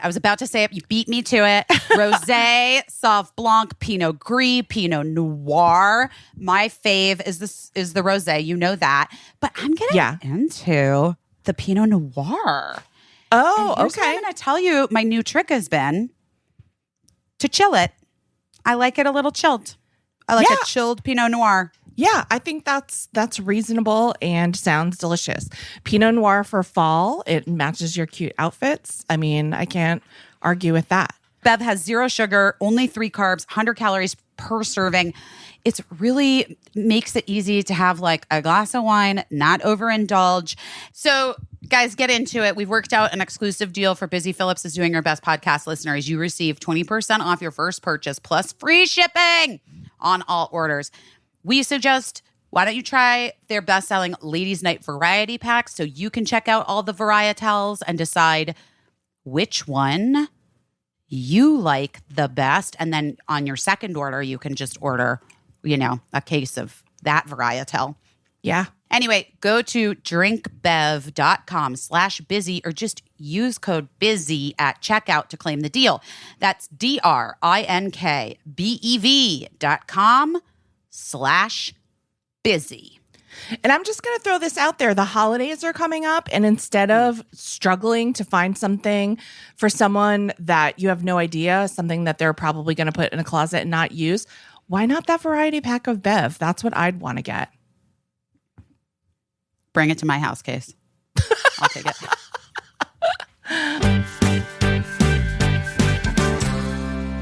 I think Andrea's just getting a little help with her setup. This is my tech guy, also my boyfriend. So. Hi, tech guy boyfriend. Hello. Nice to meet you. I love a multi-hyphenate. Okay, I'm ready. Okay, Officially. great. We're ready as well. Are you ready, Busy? I'm more than ready. Andrea Barber, it's so nice to meet you. It's nice to meet over you Zoom. too. I can't believe we haven't met. I know. I was going to say, I feel like we know each other, but I don't know if we do or if it's just that like you've existed in my living room forever, as long as I can remember. And you existed in my living room too, but I don't think we overlapped. I think Full House was before Dawson's Creek. So I feel like for sure. I left the business when you were, rising to your stardom. So I don't think we ever overlapped. I think your break probably was like right around when I started. But I do remember actually now, maybe we might have been pregnant at the same time with Birdie, my kid Birdie's 13. I have a 14-year-old. So we were probably pregnant around the same time. I feel weirdly, just because I was such a huge Full House fan, obviously, I feel like I was like somewhere pregnant in Beverly Hills. I don't know where it was. And I saw you pregnant and I was like, oh, what? This is like very exciting. Yeah. Were you in LA when you were pregnant with your 14-year-old? Yeah. I've never lived anywhere else, but okay. Well, you didn't live in San Francisco in the Seven Sisters? Oh, okay. Yes, we're still there right now. I'm in the basement of the Full House right now. No, but I really have this very distinct memory of being like, oh my gosh, Kimmy Gibbler and I are pregnant together. Well, anyway, congratulations on that baby. Belatedly. 14 years late, but okay. 14 years later. For those of you who don't know, Andrea Barber, everybody knows. Busy always, Andrea, every time I do this, but I'm like, sometimes we just have to remind people. Andrea Barber played Kimmy Gibbler and not the iconic Kimmy Gibbler. Kimmy Gibbler. In Full House, and then 20 years later in the spinoff Fuller House, came back, made a triumphant return after basically taking a break from being in the business. We have a thing on this podcast where we always say Hollywood break. You literally took a Hollywood break of 20 years. Oh, yeah. I wasn't planning to come back to the business. I was done. I was like, that was a fun hobby as a kid, you know, and I did it. I started acting when I was 5. So I was kind of over it by the time I turned 18. Right. Yeah, You were well, you started acting when you were a baby, right? You played baby Jesus. And That was a local play. My parents made me do that. So that wasn't anything. That was at our church. Like, it wasn't anything professional, but yeah, that was. I don't know. I saw a photo in your book. It looked like you were doing a good job. Yes. I like to say that I nailed it as the part. Oh my God. Very bad joke. I know. I need to stop using that joke. I love it. Oh my gosh. So Andrea has a new book out. Talk about pivots on the podcast. It is all about pivots. Like, your life is made of pivots. Lots of pivots. Yeah. Lots of pivots. You started acting when you were 5, and it was basically like a hobby. Your brothers were also actors who are children, as our friend Heather Moderato likes to say, not child actors, actors who happen to be children. And you got cast in this iconic role on this iconic show. Which was, though, you and I have this in common, I think, a little bit, because the part that I was cast on in Freaks and Geeks was just a guest star part that then became a regular. And I didn't know this until I was doing my research about you, that Kimmy was just gonna just be in a couple episodes. You were a guest star, and then you were just like, right. No, that's exactly how it happened. Well, I auditioned for DJ first and clearly bombed that audition, but they asked me back for the role of the neighbor, and I thought, sure, it's a one-off, it's a guest role, no big deal. And then I did 5 episodes the first season, and then they asked me back for the second season, and who expected it was going to go 8 seasons and become this cultural phenomenon? You know, we've got this cult following still 30 something years later. And then eventually I became a regular on the show. It was, you can't predict these things. You can't plan. You can't predict. Like, Hollywood is so much about luck, hard work, but also about luck as well. And that's how it was for me as well. Yeah, for sure. I really enjoyed reading your book. It's called Full Circle, and it's about everything. It's about a lot of things beyond the role of Kimmy Gibbler. But I really appreciated all the stuff that you said about your parents, how important it was to them to sort of protect you as a kid on set and make it so that family and other things came first before. And you seemed like you are grateful for that. Is that a correct impression? You're grateful that your parents handled it the way they did? Oh, I'm super grateful for that. I mean, I know child actors or actors who are children. I guess that's the phrase now. Actors who are children, they get a bad rap, because the media focuses on all the, the bad things and the tragedies and stuff. But there's a lot of good ones out there too. They're just not making headlines. Right. So I attribute my normalcy to my parents, who were like, okay, you still have to do chores at home, and you're still going to be going to regular public school. You got to go to first period Spanish, and then we're going to go to your TV show in Hollywood. And I went to my prom. I went to my, basketball games at my high school. So it was a very normal existence, as far as a child actor being on TV. It was as normal as it could be. But also our set too, the Full House set was very family friendly. I mean, they really put the kids first. It wasn't like this grueling set that you hear of where they're, trying to overwork the kids and the social workers are freaking out. And, I feel like a friend of mine who grew up in Los Angeles, Caissie, Robin Shore. I feel like Shore's dad was friends with the creator or something, and Robin was as a kid, Robin's probably 45-ish. Robin was always on around the set, she was like, oh, it was so those kids were so normal. I've had so many friends who grew up in Los Angeles, and you knew the ones that were eesh. It's a vibe over there. But your parents, you weren't the breadwinner for your family either. Oh gosh, no.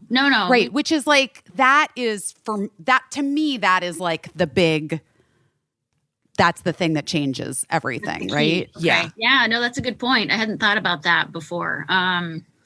No, I mean, my dad was an attorney, so he was the Right. he's the breadwinner of the family. I just had Right. this hobby that took up a hell of a lot of time. I got paid for it too, and that's literally what it was. You know, like most kids play soccer after school or what, you know. And I'm like, okay, well, I'm on a TV show. That's my after school sport. Right. They put everything in a trust for you and held it for you until you were an adult, which I amazing. think is so Yeah. cool. And you didn't even know how much you made. You said they never told you, right? That's so funny to me. Which was that was a blessing too. I mean, I was curious, but like kids would ask me at school, how much money do you make? And it was just easier not knowing. And then I could honestly For say, I don't know. sure. It's Yeah. not like- Yeah, because like you have kids.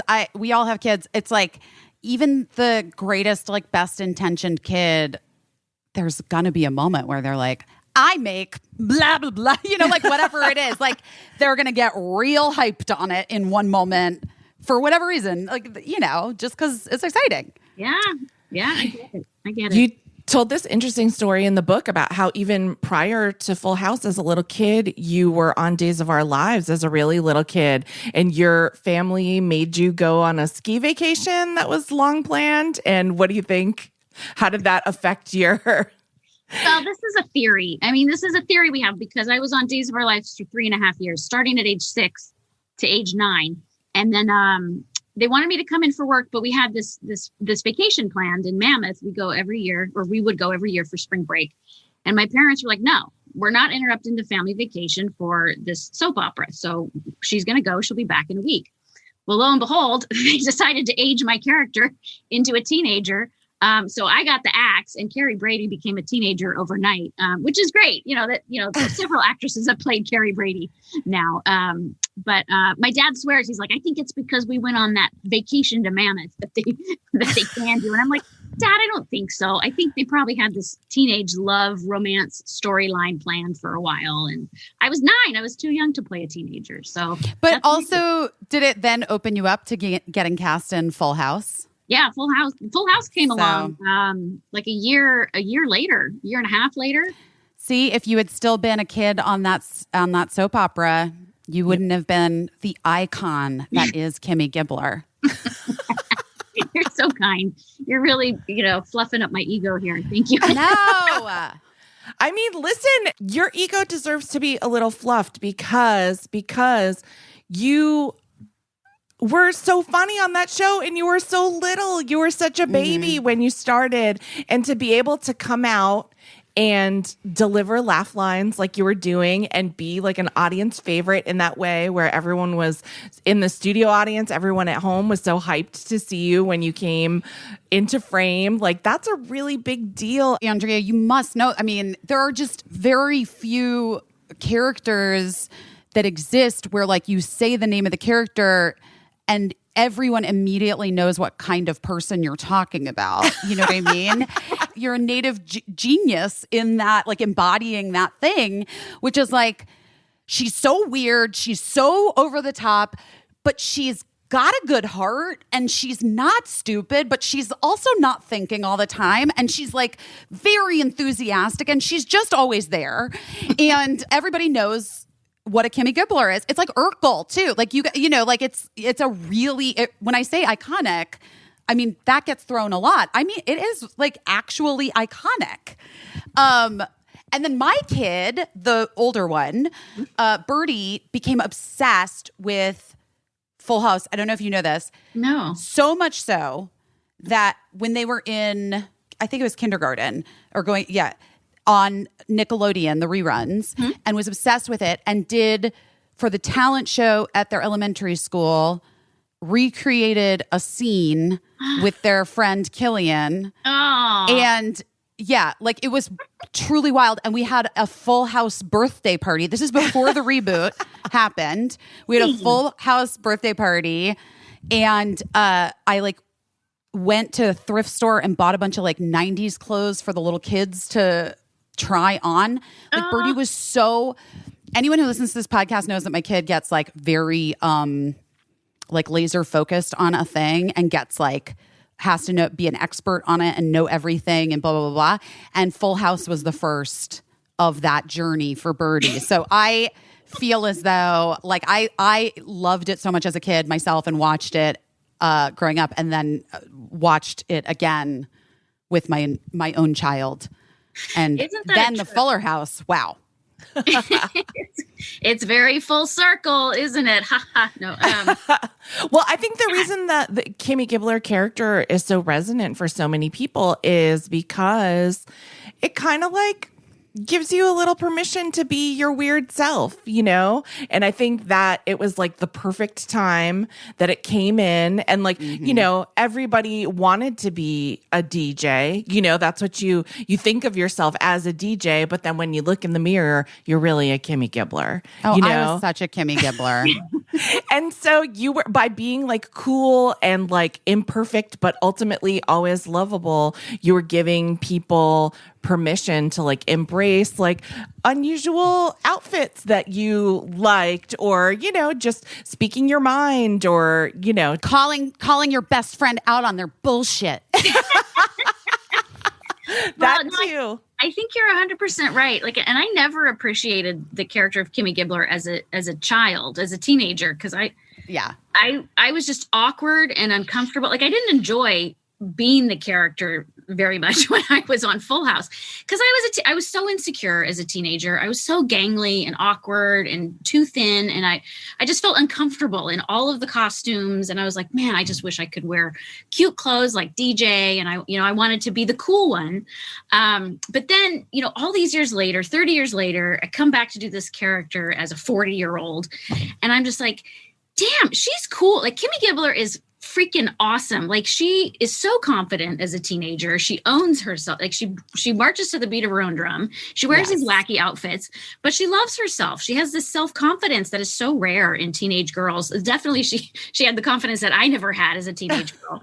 And now all these people who grew up with Full House in the 80s and 90s, they're DMing me now or sending me messages on Twitter, and they're saying, you know, thank God for Kimmy Gibbler, because that was the character I related to, because I felt like an outcast. I felt like an outsider. I wasn't part of the cool kid group.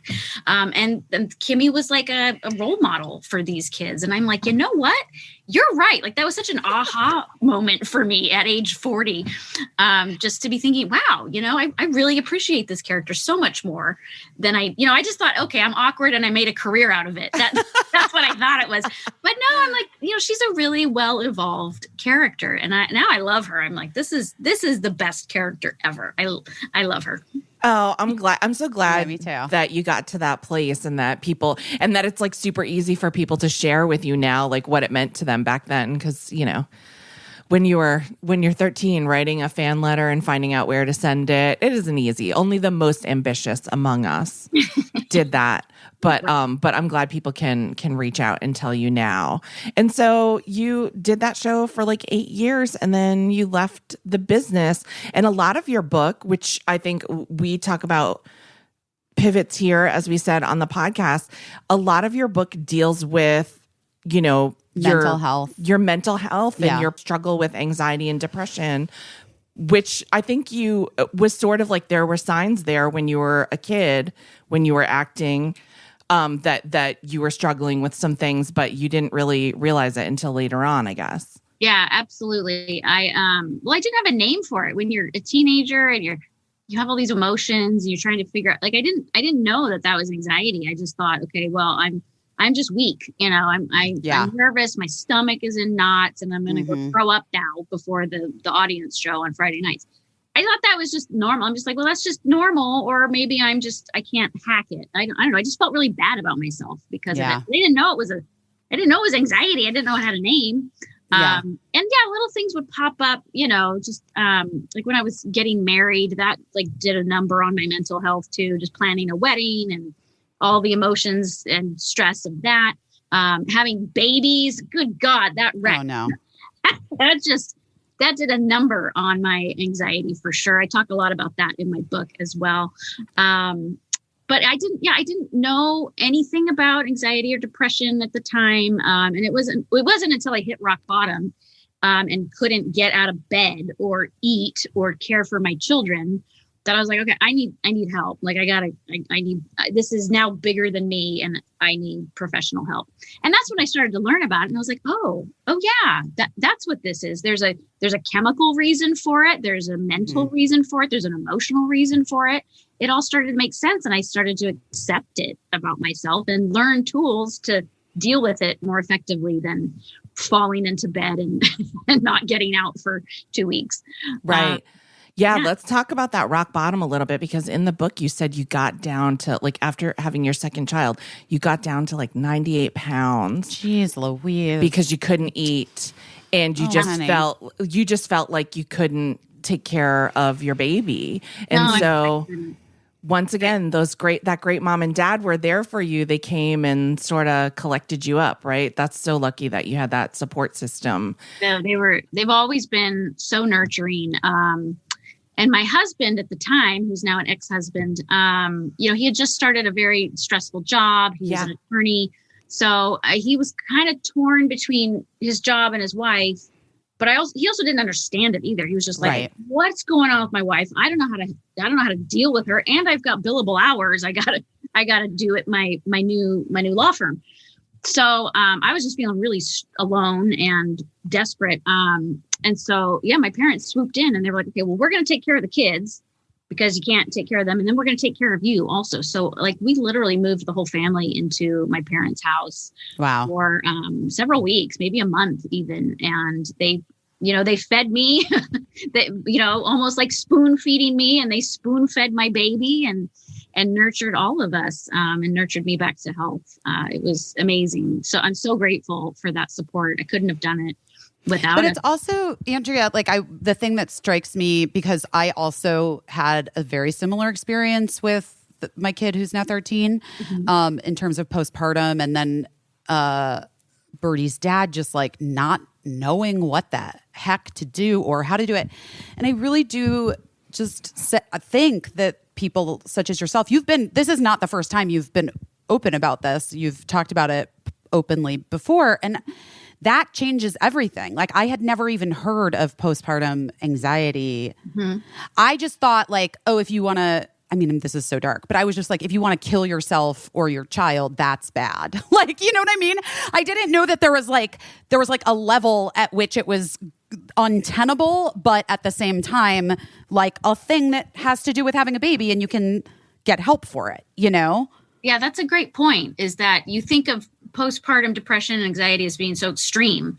You're like, well, that's not me. I just can't eat. Or, I just... Right. That's not me. Like, I just have to pull over because I can't drive because I'm afraid and I'm like shaking and crying. Exactly. Yeah, that was like the kind of stuff I was doing. Exactly. And it was, it was my daughter's pediatrician. We were at one of those well child visits, where we, she checked out the baby's fine. And then she started asking me questions, like, how are you doing? And how are you sleeping? And how are you eating? And I'm like, why is she asking me this? And then she was like, I think you have postpartum depression and anxiety and you need to get some help. And I was like, oh, wow. Well, when did this appointment become about me? Wait a minute. That's amazing. That's so great that the doctors, can identify it when you don't, when you can't, thank God for when you're just down in it. It's hard to see. How did it feel like getting a kind of diagnosis? Were you surprised to hear that that's what was going on with you, or were you relieved, or how did it feel to have someone put a name on something that like even your husband didn't understand and you didn't seem to understand? Eventually it felt great. It was a relief to finally learn, like have a name for it, but also learn about it. It took a while to find the right therapist. So I still felt so uncomfortable and so bad about myself trying to find the right therapist. It's kind of like dating, you got to go through all the bad ones before you find the right ones. And then I found a therapist, who I clicked with, and she's still my therapist to this day, all these, 13, 14, whatever years later. God bless her. She taught me so much and never made me feel bad about myself or weird. And it was so great just sharing this openly with a professional who could then bounce back to me and say, okay, this is why you're going through what you're going through. This is why you're feeling this way. Mm-hmm. It was just incredible to learn these things, like about like I carry my anxiety in my stomach. So that's why I was throwing up for all of those years when I was anxious, because your adrenaline goes crazy and all of those, adrenaline, whatever's go straight to my stomach. And so then it produces too much acid in your stomach and then you feel like throwing up. That's Right. why I spent all those years throwing up, backstage at Full House. It was a light bulb moment when I learned all of these things. Yeah. It's You so wrote simple. something in the book that it kind of broke my heart because I felt like I was in a similar boat, which is that you were reluctant to take medication because then you wouldn't be able to breastfeed your daughter. And because of the way that anxiety and depression were making you feel, you felt like breastfeeding was really the only connection that you had at that point. Like you said that you were actively like trying to get away from your daughter, probably because of like your anxiety and depressed feelings. Like, so, Right. but then it's again, like things that you aren't able to see when you're down in it, that like, if you take the medication, even if you can't do that one thing, you'll probably be able to connect on a different level because you'll be feeling better.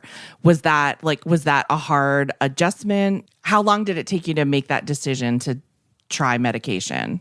Well, I made the decision pretty quickly because I was in such a deep hole, and I was like, I can't function like this any longer. And it was a weird dichotomy with my kids because I'm like, I loved my kids. I didn't want to harm them. I just wanted nothing to do with them. I'm just like, I can't take care. I just want to leave them with an adult who's competent, and then I wanted to run away. Yeah.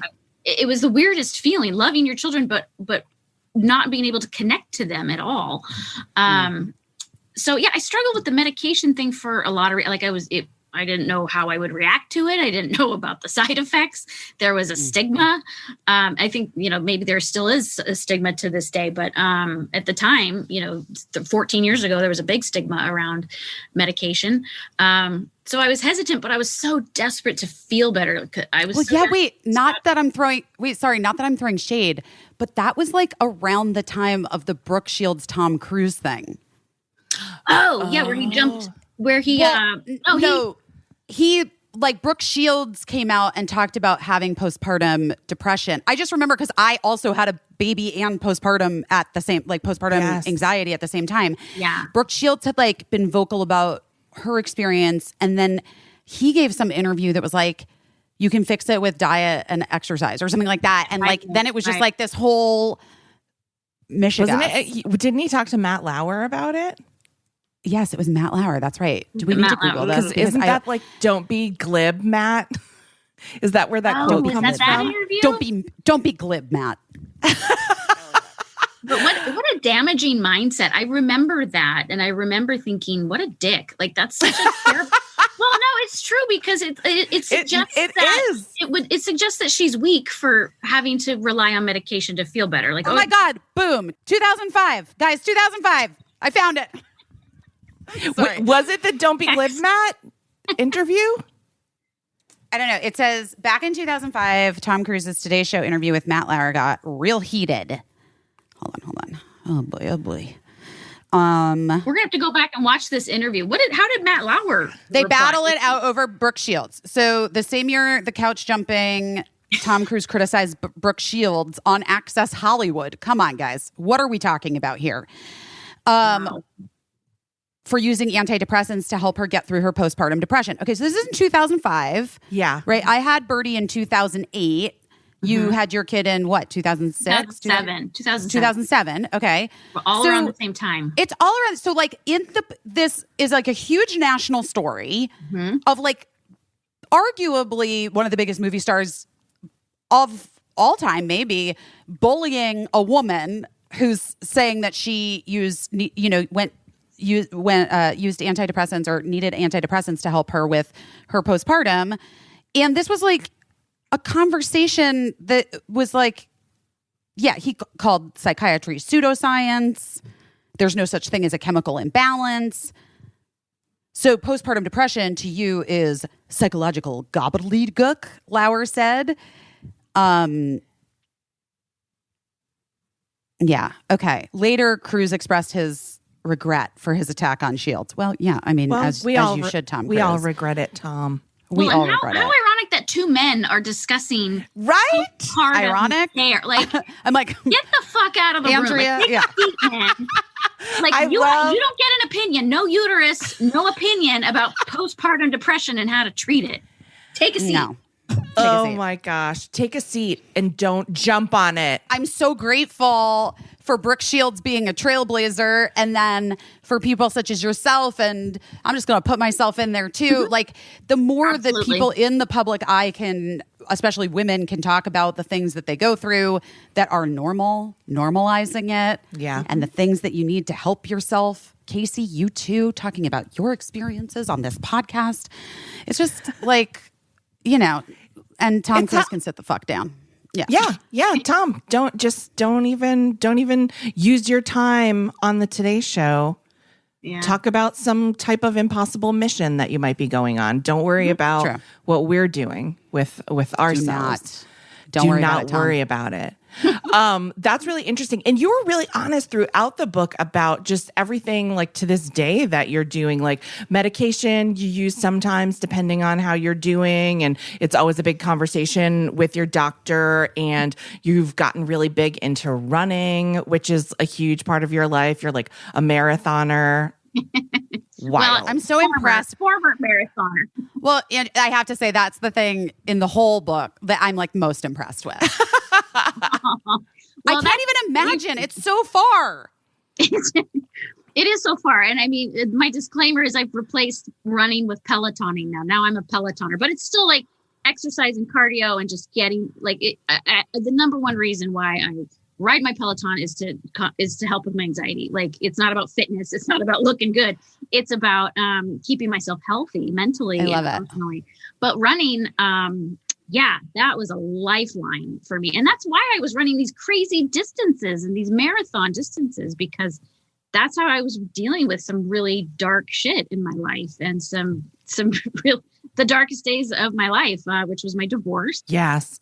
Which, can I just say again, a thing that broke my heart in the book is that you have a sofa that you love, and that's where where your husband told you that he wanted a divorce, and now the sofa's ruined for you. I'm so mad. I'm so mad on your behalf. I want to like buy you a new sofa. I don't know. But you said you can't find a sofa as good as that one. I just like, what can we do? What can we have, like, someone come and bless the sofa? I don't know. I feel like we need to do something to reclaim the sofa for you. Guys, but this is 100% now my only goal in life. Now that you've brought this up, Caissie, now I'm like, why didn't I think of this? Yes. Where is it? Do we still have it? Andrea, did you get rid of it? My sofa? Yeah. Oh, no, I still have it. Have we recovered it? I need to reupholster it. Maybe We're going to reupholster it, and we're just going to sage I can't it. find one. I've shopped around. Like, there's no sofa as comfortable as this one. Oh, So man. that's okay. I have new memories now. It's been almost 10 years, so I have new memories now on this. Okay. sofa. It's okay. It's Good. really okay. All right, good. I hope good. that cute boyfriend that helped you with the, Set- IT yeah. My at audio, the beginning of yes, this, right. helped you Made make some new memories on that sofa. Yeah. Yeah. Sorry. I'm sorry. But I do hope that. Anyway,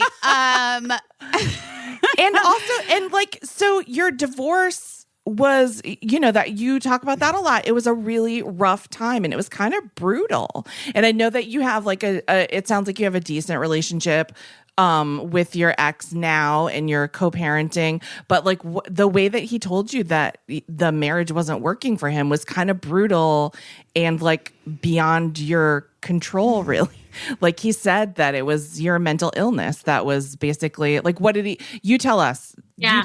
Don't let me tell you how it happened. You tell me. Okay. No, it's and this is my pivot moment. Like, if this is where we're gonna, this is the theme of the podcast is pivoting. This is my pivot moment, because I had expected to be married forever, like we all do, on our wedding days. And I came from a long line of like my entire family has these long-term relationships. My parents were married for 61 years. My brothers have been married for 20 plus years. Like, divorce was not a part of my vocabulary. So I thought, okay, this is it. I'm going to be married forever and have the happy family with the 2 kids and the dog and and so this zinger, came out of nowhere, which now looking back, I can see the signs that were kind of leading up to this divorce. But I never thought we would split up.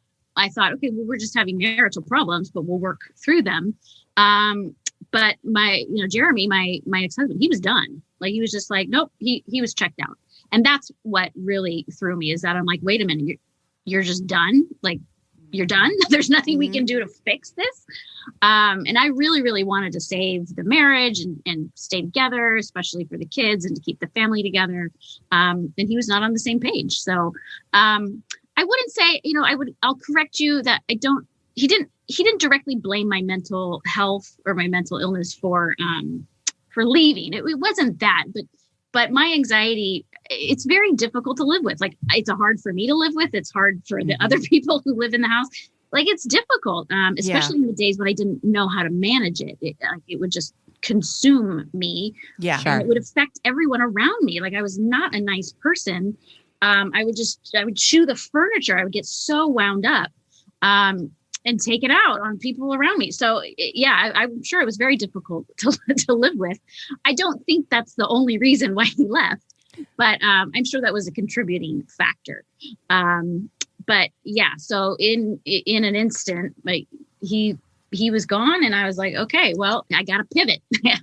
Right. Now I'm a single mom, which I never expected to be. I had stayed home to be with my kids. I was a stay-at-home mom for like almost 10 years. And I'm like, okay, I'm a single mom. I got to find a job. I got to navigate this. I felt so uncomfortable, and so devastated too, just heartbroken and rejected, and trying to hold it together for my kids and trying to hold it together in public. Yeah. It was an awful, awful time. Worse than the postpartum stuff, worse than anything else. Which is why I took up running. I just pounded all of that out in the pavement. So yeah, but fortuitously, the same year I got divorced, like literally the same weekend that I signed my divorce papers was the same weekend I got a call from Jeff Franklin, the creator of Full House, about doing a reboot. And he asked, will you come back and play the character of Kimmy Gibbler? And I was like, oh, like, the heavens opened up, and it was like, oh my God, this is a sign from God. Like, isn't that incredible? I need in my life. This is a direction and a purpose and a job and an income and a self-worth. Like, it was everything that was missing in my life, and it was just handed to me on a plate. I'm so grateful for that. And it took a few years. Like, it wasn't instant. It took us a long time to put Fuller House together. We weren't sure we could sell the show at first, because people were like, reboots, what's that? Nobody wants to see a reboot. And I'm like, okay, well, yeah, talk to me in 5 years. Now everybody's doing a reboot. But at the time, it was a gift from heaven. And I'm so grateful. It turned a lot of things around for me. So, yeah. But I also do think, I'm just like, even though I moved to New York, guys, really still just a crystal loving LA vibey bitch. I do think that energetically, Andrea, there is something really significant about whether or not you are aware of the relationship not being the thing for your soul and your life, like, and you wanted your family to stay together, and for all the things that you say and write about in the book. There's something like sort of incredibly rewarding, and has to make you feel like it all happened the way it was supposed to, when those events sort of line up in the way that they do, and then you find this whole new second chapter. Because who knows if you had stayed married, or if you guys had been, what if he'd been like, okay, I'm ready to dive in and really work on this, and then Jeff calls you and is like, reboot. Who knows what you would have said? Maybe you would have been like, I'm so sorry, I'm focusing on my family right now, I can't. And I just feel like, I don't know, this is like, it's all different sliding door versions of events, but personally, I'm grateful for this version. Me too. And as much as I hated it at the time, in hindsight, everything happens for a reason. And we're so much happier now. My ex-husband is remarried. He has a 5-year-old daughter, and they're so much happier. He's a better dad because he's happier. I have found a wonderful relationship with my boyfriend of 7 years, Michael, and we're so much healthier and happier, and we're modeling healthier relationships for our kids. Well, and that's it, man. That's everything. It's a much healthier situation. And we're, my ex-husband and I, we're great friends. We're good friends. We still go to the kids' plays or sports events together. I'll attend his daughter's birthday parties. Like, it's all very, it's not normal. I will admit that. No, I wish it was more normal. This is what I'm saying. I think it is. We have a good friend, our friend Angela Kinsey, who's like very open on social media about it too, but she's an actress, and she's very close with her ex-husband and his new wife and their kids. And, it is just sort of like family is family, man. And like this idea, the antiquated idea that when you romantically end a relationship with someone who's the father of your kids or the mother of your kids, that then you have to like hate that person is so... Like, I'm not here for it. I can tell you it doesn't work for the kid. I can tell you that, like, yeah. So I'm so glad for your kid's sake and for your sake that you are able to do that. I'm also really happy for, I just kept thinking about, like, you were talking about the fortuitous timing of the reboot. I was so happy that you were actually reconnecting with people that were so important in your life at a time, and being around Candace Cameron Bure and Jodie Sweetin, who are close friends of yours, and like at a time when you needed them, and like life put you like right together, at that time. And I was also really happy being from Massachusetts. I was happy that you were able to reconnect with your love of New Kids on the Block. To help you get through your divorce. I'm telling you, running and New Kids on the Block. That's how I got through my divorce. It's going to all the New Kids on the Block concerts and cruises. Yes. Oh man, those cruises are wild. But that's I love that you go on the cruises. Like, especially since I know you went on cruises as like you were like the feature on some cruises where fans would come. All the 90s shows. Yeah, we had who did we have? We had the actors from Blossom. We had Tia and Tamara Mowry. We had I don't even remember who else. But yeah, it was all these 90s kids. It was called Sail with the Stars, and it was like these chartered boats. People would come on, and we would do like games on the deck, and then we would have autograph sessions. Like, just like, I don't know how this became a thing, but it was really fun. I'm gonna need a reboot of Sail with the Stars, Andrea. I'm gonna need a reboot. Once coronavirus is over, I mean, listen, all types of themes of cruises I'm in for. But I love that as like somebody who went as the talent and had that experience from that side of it, you were like, I'm also going to go as a fan for Joey McIntyre. I love it. Totally. Yep. I've been on both sides of it. It's the New Kids cruise is a little more wild than the Full House cruise, I'll tell you. But, oh my God. It was a blast. That's so fun. That is hilarious. But now you're like buds with the New Kids on the Block guys, right? I know. That also blows my mind to this day, is that I'm friends with them. I have some of their phone numbers. Like, what? What? Which is very stressful. Like, actually having, like, I have Joey McIntyre's phone number, and it's very stressful because I'm like, I can't drunk dial him. Like, I can't, like, how do I make sure I don't send an accidental text or a drunk, I'm going to get drunk and call him right now from your phone. Oh my gosh. I went to college with the Knight brothers' brother, and that was like, I mean, it was the hard Knight brothers' brother is amazing. Yeah. The only one that wasn't in the band is who you went to college with. Large families. All the new kids have like families with like 9 children or something. Yeah. Yeah, they're like Boston. They're like Boston Catholics, right? Yeah. Boston Catholics. They're like old Boston Catholics. That's amazing. I acted with Joey Mac too. You did? By the way. Yes, I was on a sitcom in 2005 called Love Inc. It was on UPN. And you watch this right as soon as I hang up. I'm gonna go watch it. And Joey guest starred in an episode. He was so sweet. And then like I didn't see him for a million years. And then 4 years ago, I guess, we were filming I Feel Pretty in Boston. Is that right? Yeah. And I went to the baseball team there. The Red Sox. Red Sox? How do you not? Oh my gosh. God. You guys. Okay, all the Red Sox fans have just turned off this podcast. By the way. honey, there are no Red Sox fans listening to this podcast. But anyway, we were going to the Red Sox game, and I passed him, and he was like, "Hey!" I was like, "Oh my gosh, hey!" And he was with his family, and I was with my family. It was just he's the nicest guy. Nicest guy. He's such a sweetheart, and his family is so nice. So too. they're all pretty sweet guys in my experience over the years.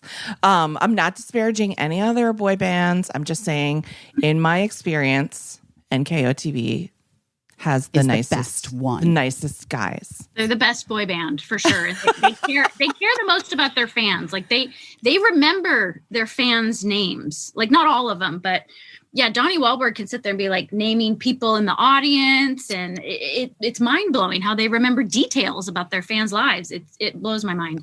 Not to bring it back to Harry Styles as I always do, but I do have to say I did get emotional at the Harry Styles concert that I took Birdie to when he like genuinely took a moment to thank all of the fans who were there. Like, I really appreciate that in anyone who makes things, especially for teen girls or, people, because Caissie and I've talked a lot about it on this podcast, but so frequently, like, what teen girls like is disparaged sort of culturally or in the zeitgeist, when the fact is, like, we rule the fucking world. And teen girls are tastemakers. We were right about Rick Springfield. Yeah, we're right about, honestly, Caissie, we're right about everything. We were right about Prince. And we were right about Kimmy Gibbler. Right about, you guys have John Stamos in common too. Oh, yeah. Oh, I've worked with John for sure. I keep forgetting. I always forget that because we were on ER together his first year. We can talk dirt about John Stamos. That's what we have in common. We really can. We really can. He's a great guy. He can get very cranky at times, but he's a lover. He's so loyal. Well, I've seen him at his work. Like, I've known him since I was 10. So, I mean, I've seen... Everyone's like, oh, his skin and his jaw, and he's just so gorgeous. And I'm like, yeah, he's good looking, but I've also seen him just, coming in disheveled with bedhead and sweats and like cranky, needing his coffee. So I'm like, I've seen him at his best and at his worst. But oh my God, amazing. He's really matured into, now that he's a father. Like, I just have seen such a different side of him. He loves that little boy, that little Billy. Yeah. It's one. He's always been good with kids. Like, he was great with the Olsen twins. It was just like magic between John and the Olsen twins on screen. But now he's getting to do it for real, and it's wonderful to watch. It's just very heartwarming. I love that. I love it too. He cracks me up. He makes me laugh. So I know Bob Saget, legendary comedian, Dave Coulier, obviously legendarily funny, but John Stamos, for my money, cracks my shit up. He makes me laugh pretty hard. Okay, so you did 5 seasons of Fuller House. It came to an end. Mm-hmm. What now? What's Andrea Barber's? I mean, you have your book. Well, that's book. You have to take like just a year to absorb that. I feel like just putting out a book is such a monumental thing. The book is Full Circle, by the way. Yeah. By Andrea Barber. Well, we wrapped Fuller House at the end of 2019. And then the coronavirus happened shortly thereafter. True. Right. Yeah. So, I was pitching a show with Warner Brothers. I wanted to do a show with Juan Pablo Dupache, who played Fernando, my husband, on Fuller House. Oh.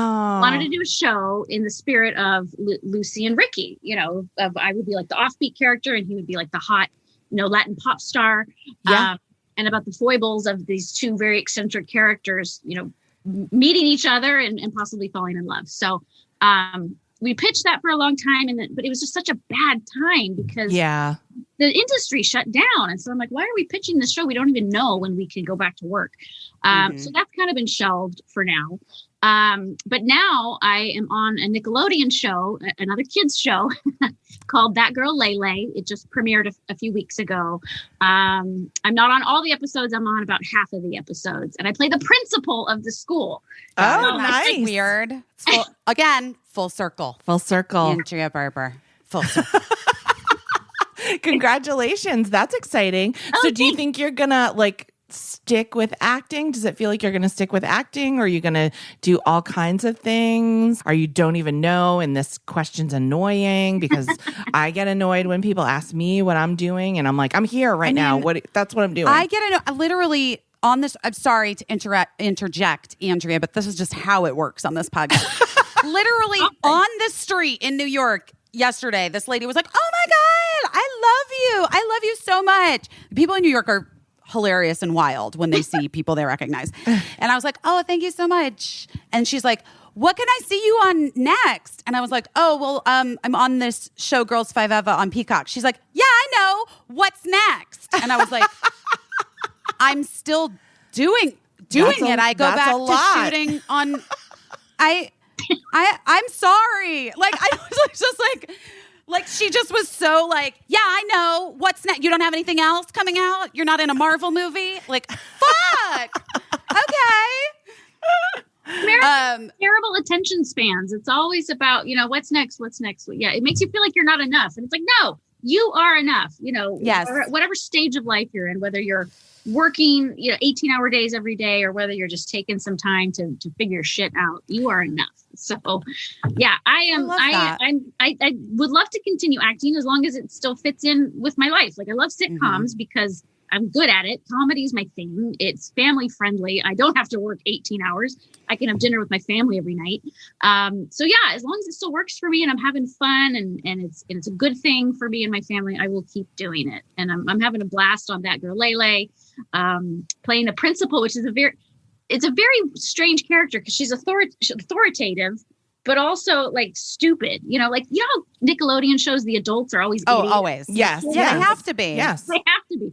Yeah. So I am like kind of that quintessential idiot adult that doesn't really know what's going on. But I like it is a very different character than Kimmy Gibbler. So, I'm gonna see if my 8-year-old is into it, and I'm gonna watch it with her. Oh, I'm gonna check it out. Andrea Barber, here's my pitch for when That Girl Lele wraps. Hopefully in 20 seasons, you'll be the principal. My pitch is a third reboot, Empty House. Just Stephanie, DJ, and Kimmy Gibbler, no kids. The kids have all moved out, and you guys just like Golden Girls, drink and curse a lot. Yeah. Yes. It's Golden Girls, guys. I love that. Like, we need another Golden Girls, and you know what? I would follow you guys literally to the grave. So I am on board. And just Andrea, please remember, because Caissie also is a writer, that introduce her to Jeff for that version of Empty House. Please have Jeff call me about Empty House, and I'll get started on. I love Empty House. Pilot. I'll connect you too. The other thing that I loved about the Fuller House reboot, guys, if you haven't watched it, I really just love it, is that it kind of reminded me of Kate and Allie, which was another one of my favorite shows from when I was younger, about these ladies who were friends forever since college, high school, college, and they find themselves divorced and they're raising their kids together, and it's just like they're dating, and I don't know. I just loved it. I loved watching it with my kids. There are very few things that are made, also have children. There are very few things that are made that are something that I want to watch, genuinely want to watch with my children. Right. No, it's true. There's very few shows like that where you're not just bored, silly watching the TV. And that's what Full House was, and that's what we aspired for Fuller House to be. Well, you succeeded. And I'm glad that we succeeded in that. That's great. Yay. Yeah. It's something for everybody, Well, you guys get the book, Full Circle. Yeah, it's out now. It's out in hardback, paperback. There's an audio book, which is great because I read it and I cry, and it's that's fun. Maybe not the crying part, but it's very emotional. It's very raw and emotional. So we try to cry. I like hearing the person read it. Yeah.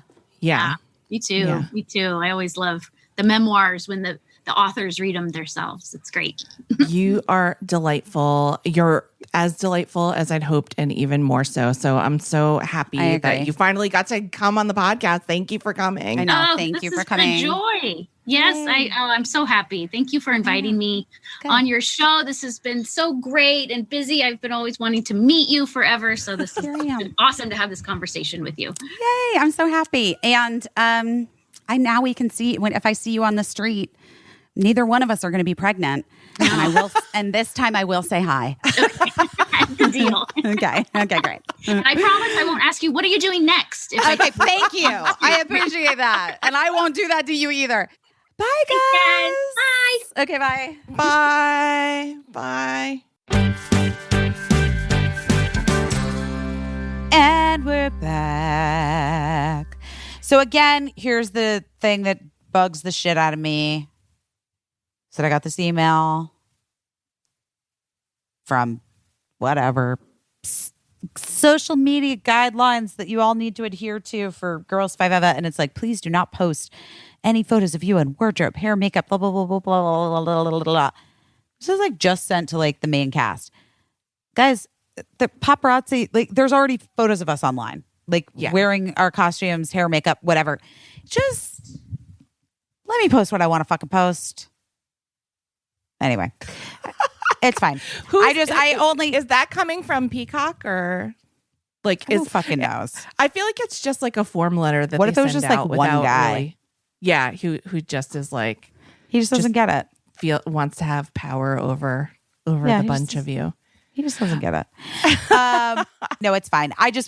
We came out of the Andrea Barber interview and I was checking my Instagram and somebody tagged me in a photo that was taken yesterday on set from a paparazzi. And I was like,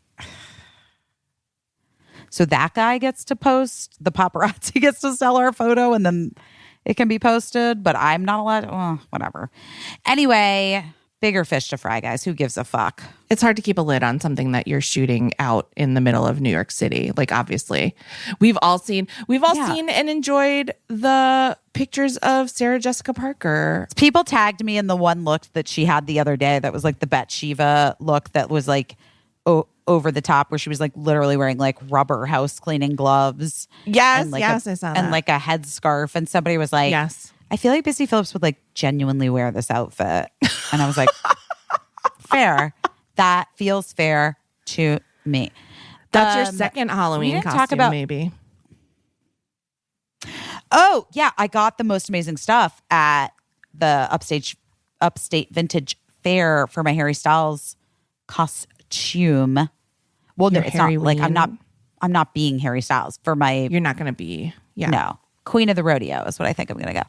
Anyway, but that's fine. That's all going to happen this weekend. You guys are getting ready for Halloween. Yes.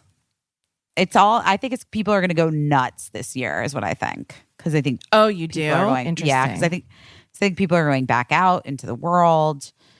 It's perfect timing for me. I'm PMSing. So I'm like ready for the mini Snickers. Okay. Yeah. I don't know if we'll get trick-or-treaters. I suppose I'll get candy just in case. Oh yeah, get candy. I don't know. But we didn't talk about anything that's happening in the world. I don't know. What do you want to talk about? We're doing our book club, guys.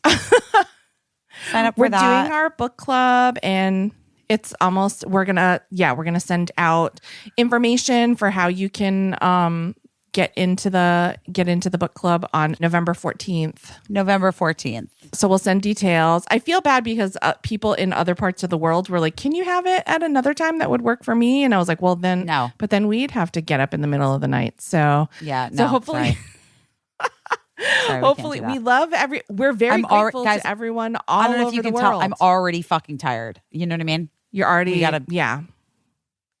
I'm like that bat on the wall, you know? I'm like splatted out. So yeah. Here's what I want to talk about. I want to thank Amy Klobuchar for she's trying to get Prince recognized. The state of Minnesota. She wants him to get a congressional medal. Clobes.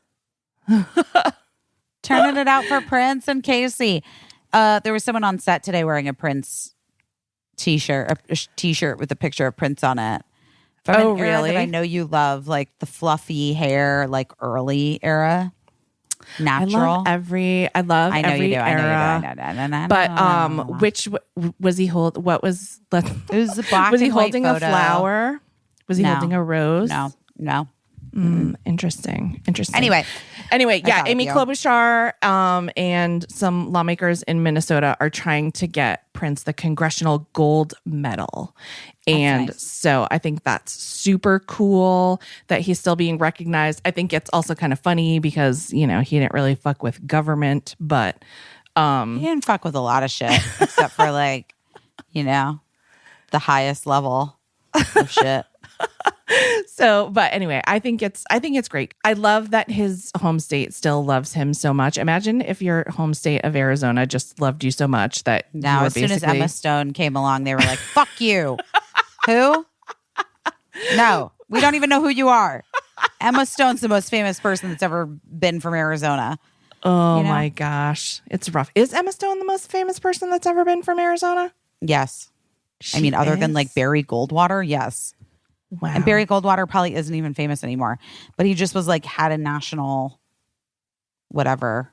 Yeah. And of course, because Meghan he ran McCain. for president, right? Meghan McCain is also, she's like a main character these days. Guys, this is the thing. Meghan McCain is like every fucking asshole girl I went to high school with, which is why when people are like, how could you possibly have been not like popular in high school? Meghan McCain is why. Oh my God. Because can you imagine like a fucking high school full of Meghan McCains and then I'm just like, wah, Oh my God. I wanna read her book, but I don't want to read it. But did you see such trash? Oh, sorry. Do you remember I'm being really mean. Listen, I'm tired. I'm tired. Yeah, you had a long day. I'm tired, and also here's what it is. I'm just gonna say this. I'm tired, and also she's perpetrated lies about things that are super fucking important and has like continued a narrative that has led to the abolition of rights of people. Fuck her. You've had it. You hear me? You've had it. You hear me? Wait, I want to fuck you for your fucking bullshit, like fucking late term abortion lies. She knows what she's doing too. I actually don't think she's dumb. Oh no, not at all. She's really smart. And she's really smart, and she's like, I'm playing the game. Fuck you for playing the game. Fuck you and your ugly fucking hairdos. You want to cut that out? I don't care. I don't care. She can know I fucking hate her. My friend Kristen Bartlett, she's the head writer of Samantha Bee. Back when the pandemic was first happening, Meghan McCain was like, my neighborhood in New York City is decimated, and what, I don't know the exact language, but she was like, it's abandoned. It was a tweet. It was a tweet. Yeah, she tweeted, and then Kristen retweeted it and said, I live in the same building as you, Meghan. It's fine. And like a million because people. It was. Yes. Because she's a fucking liar. But then Meghan McCain in her book apparently brought it back up and said that made her feel unwelcome in New York City. And she practically felt like kicked out of this city. Well, you know what? I'm going to say there wasn't fucking room for both of us. So I'm glad she got fucking kicked out so that I could move here. But then also, I guess, I heard that she mentioned the neighborhood that she used to live in, like the street that they used to. And then people were like, was she trying to like dox Kristen by giving the address? But the funny thing is that Kristen doesn't even live there anymore. So whatever. But I just thought it was so funny because, by the way, Kristen is the nicest person in the world, the loveliest person in the world. She would never harm a fly. Maybe Meghan needs to go to the Hoffman Institute. Maybe you guys, oh my God, that's a reality show. You guys go together. No, I have no interest in that. But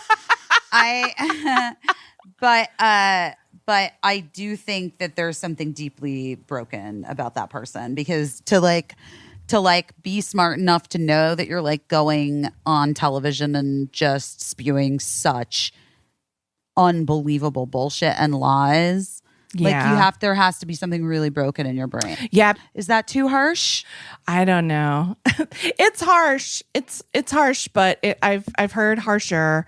People say maybe that maybe she can take back all of the lies she's fucking spewed on The View, and then maybe I could reconsider my stance. All right. Well, we'll see. We'll see if that happens. I don't think so, but if she was a listener to this podcast, probably unsubscribed. But I feel why like would that's she okay. be a listener? Yeah, she doesn't listen to anyone. I don't think. Why is would the she point. listen to any? Yeah, why would she listen to anyone other than like the fucking voices in her head? Anyway, bless. But you know what? I also learned from reading excerpts of the book. How did it escape me that her daughter's name is Liberty? I don't know. I knew that. Did you know that? Yeah. I'm like, I feel like that wasn't well publicized enough for me to have missed it. Oh, that's weird. I feel like I really know it. I wonder if something was happening in your personal life when she gave birth. Maybe I felt very Maybe you should felt look very at how cheated. old that Liberty kid is.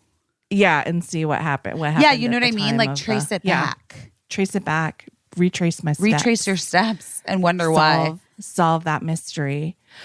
For a second, I thought that's what Kristen Bell and Dax Shepard's kids with the smiley face is named, but I guess it's Lincoln. Is it? It's Oh, Lincoln, I think, not Liberty. Okay, all right. But Liberty their is kind of a Lincoln's cool name. Their Lincoln's a girl, right? I Yeah. don't know. As far as Okay. we know, who knows? I don't know what Yeah. Yeah. anyone's gender is until they tell me. That's true. That is true. Liberty is a cute name, but I just thought it was funny. Liberty is because, cute. like, I like that name. I feel like that. I feel like I usually know a celebrity baby name, and I felt very cheated that I didn't know about Liberty. Well, yeah. Whatever. She's trash. So, and I don't know, the Alec Baldwin situation, the rust and the cinematographer, it's too sad. I can't even, it's too sad. It's really sad. It's yeah. really so sad and devastating. I mean, it's devastating. And I don't know, my heart breaks for, the woman who was like the cinematographer who was killed, Helena, and her husband and their kid and everybody who loved her and worked with her. And I mean, I know people that, whatever. I just, Yeah, we know people that knew her and had Yes. worked with her and just kind of know sort of. I know I have a people friend that on the know- movie. Yeah, that know people. I feel for everyone. I have to be know. honest, because here's the thing. Like, I know that people are like, the negligence is unfathomable. And like, people are really, they really want justice, and that's the right way to feel. But I also feel like even if you're really stupid and you're really like making a bad mistake, nobody wants to make a mistake that ends someone's life. You know what I mean? And so I just, it's just one of those, it was a horrible mistake. And that's why when we go through all these procedures that people roll their eyes at and they're like, yeah, got it. Like that you think it's overboard, it's too much. And like, this would never happen. Sometimes it happens. I've only really done one thing with guns, I think. Yeah. And it was like a million years ago. And it Yeah. was it was the most like low budget thing I've ever done. Yeah. And yeah, and I remember like them shining the flashlight through the barrel, like opening the thing and shining the flashlight through the barrel every single time. And the problem is, and like this is like I know this is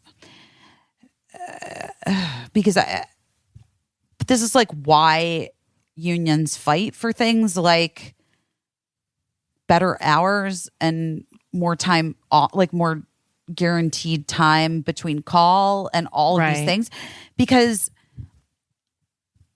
it's so weird. Like making these things, like making entertainment becomes such a big business that you're expected to like get it fucking done. You got to get it done. And you got to get it done in the time that is allotted and for the money that you've been able to scrape together to make this thing, said thing, whatever the thing is. And so a lot of people are working under-resourced and exhausted and like doing like, and people are I just truly believe that people are doing their best every fucking time.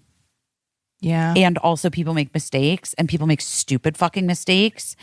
And most of the time when people make stupid fucking mistakes, 99.999% of the time, a person doesn't die because of it. Right. For me, I just hope, like, I think one misunderstanding that people are having is people keep saying, how could a prop gun kill someone? A prop gun is a real gun. It just like a prop broom is a real broom. It just means that you're using it for a prop, you know? So that's how it like could guys, happen. like, it's not like a pretend. It's not like a Nerf gun or like it's not rubber. It's not made out of rubber. Although I actually have to been on, that like, point, sitcom sets where there have been like rubber guns. Yeah, well, that's what I'm saying. Like at this point, we're so capable of doing so many things that I just wish that firearms would be banned from any set because it's just it's not the place for it. There's too many people. Nobody has any business handling a gun in that situation in close proximity to people that way. It's like guns are meant to kill. They're not meant to be props. And so we should stop using them as props. That's where I hope this is going. It's so wild to me that like I love like a Hallmark holiday movie and they don't even fill the coffee cups with hot coffee. Like people are walking around clearly with empty cups on every TV show and movie. So it's weird to me that like somebody is like, no, like for whatever reason, we're not going to fill these cups with liquid because we don't require that level of realism. And then, but we need like a real gun.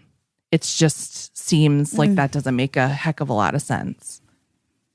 Well, okay. Yes. But also culturally, let's just like, this is where we are. We live here in this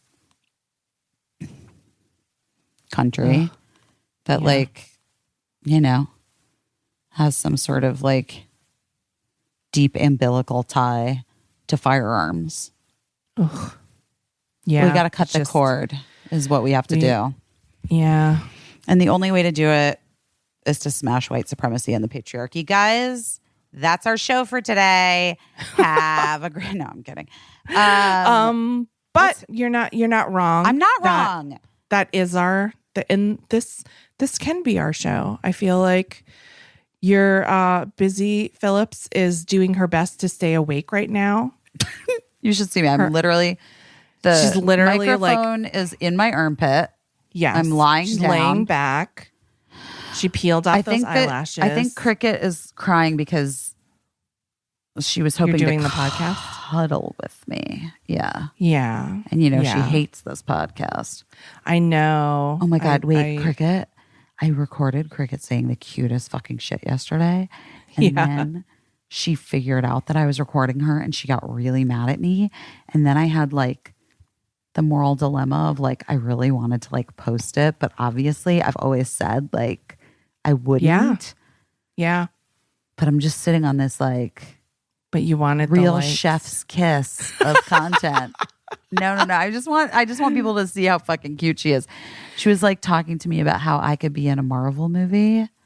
Oh, like Cricket is the opposite of Birdie. Like, remember when Birdie was, I think, like 4, and there was some billboard for the Academy Awards, and Birdie was like, "What is this thing? What is this thing?" And I was like, "Oh, that's this big award show, honors the very best in movies, like the very, very best."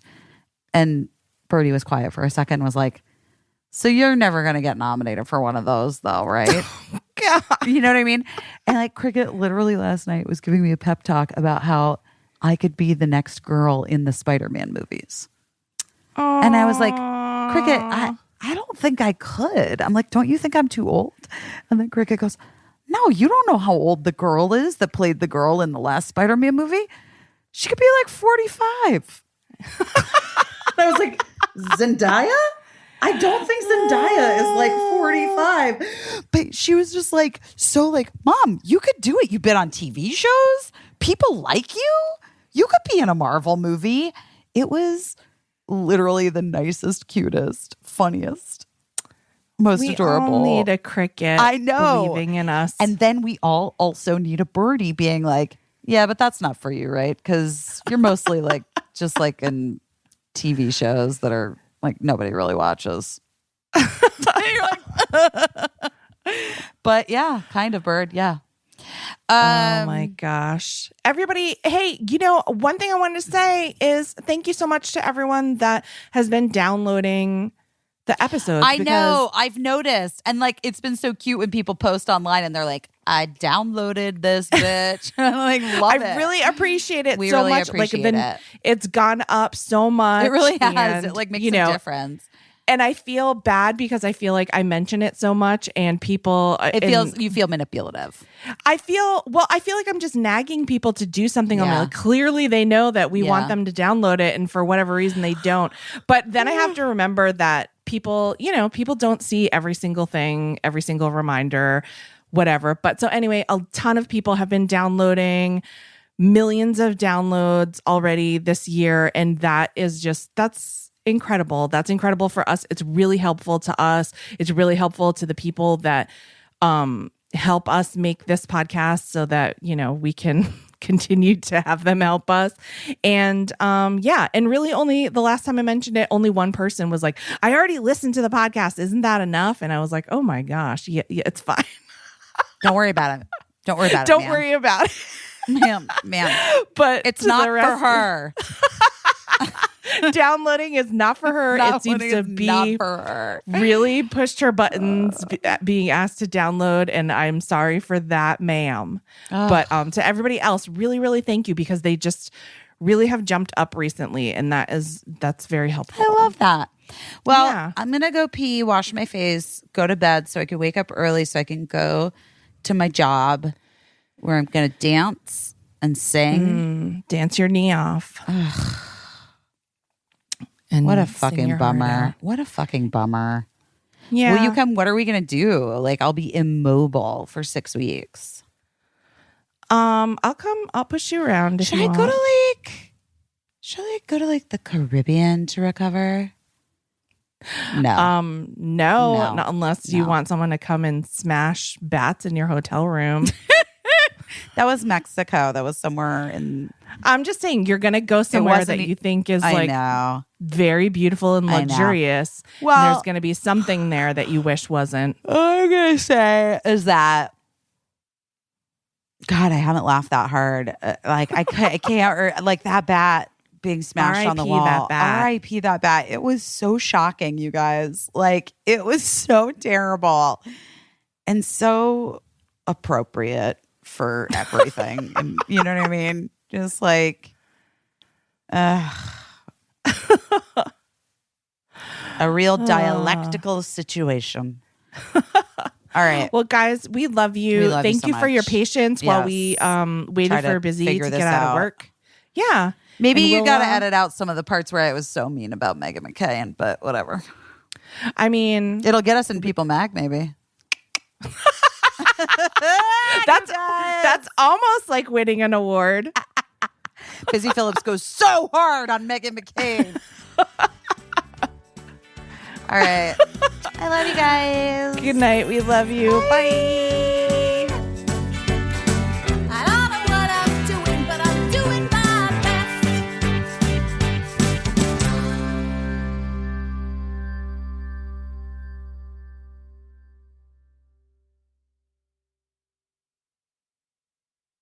Oh no.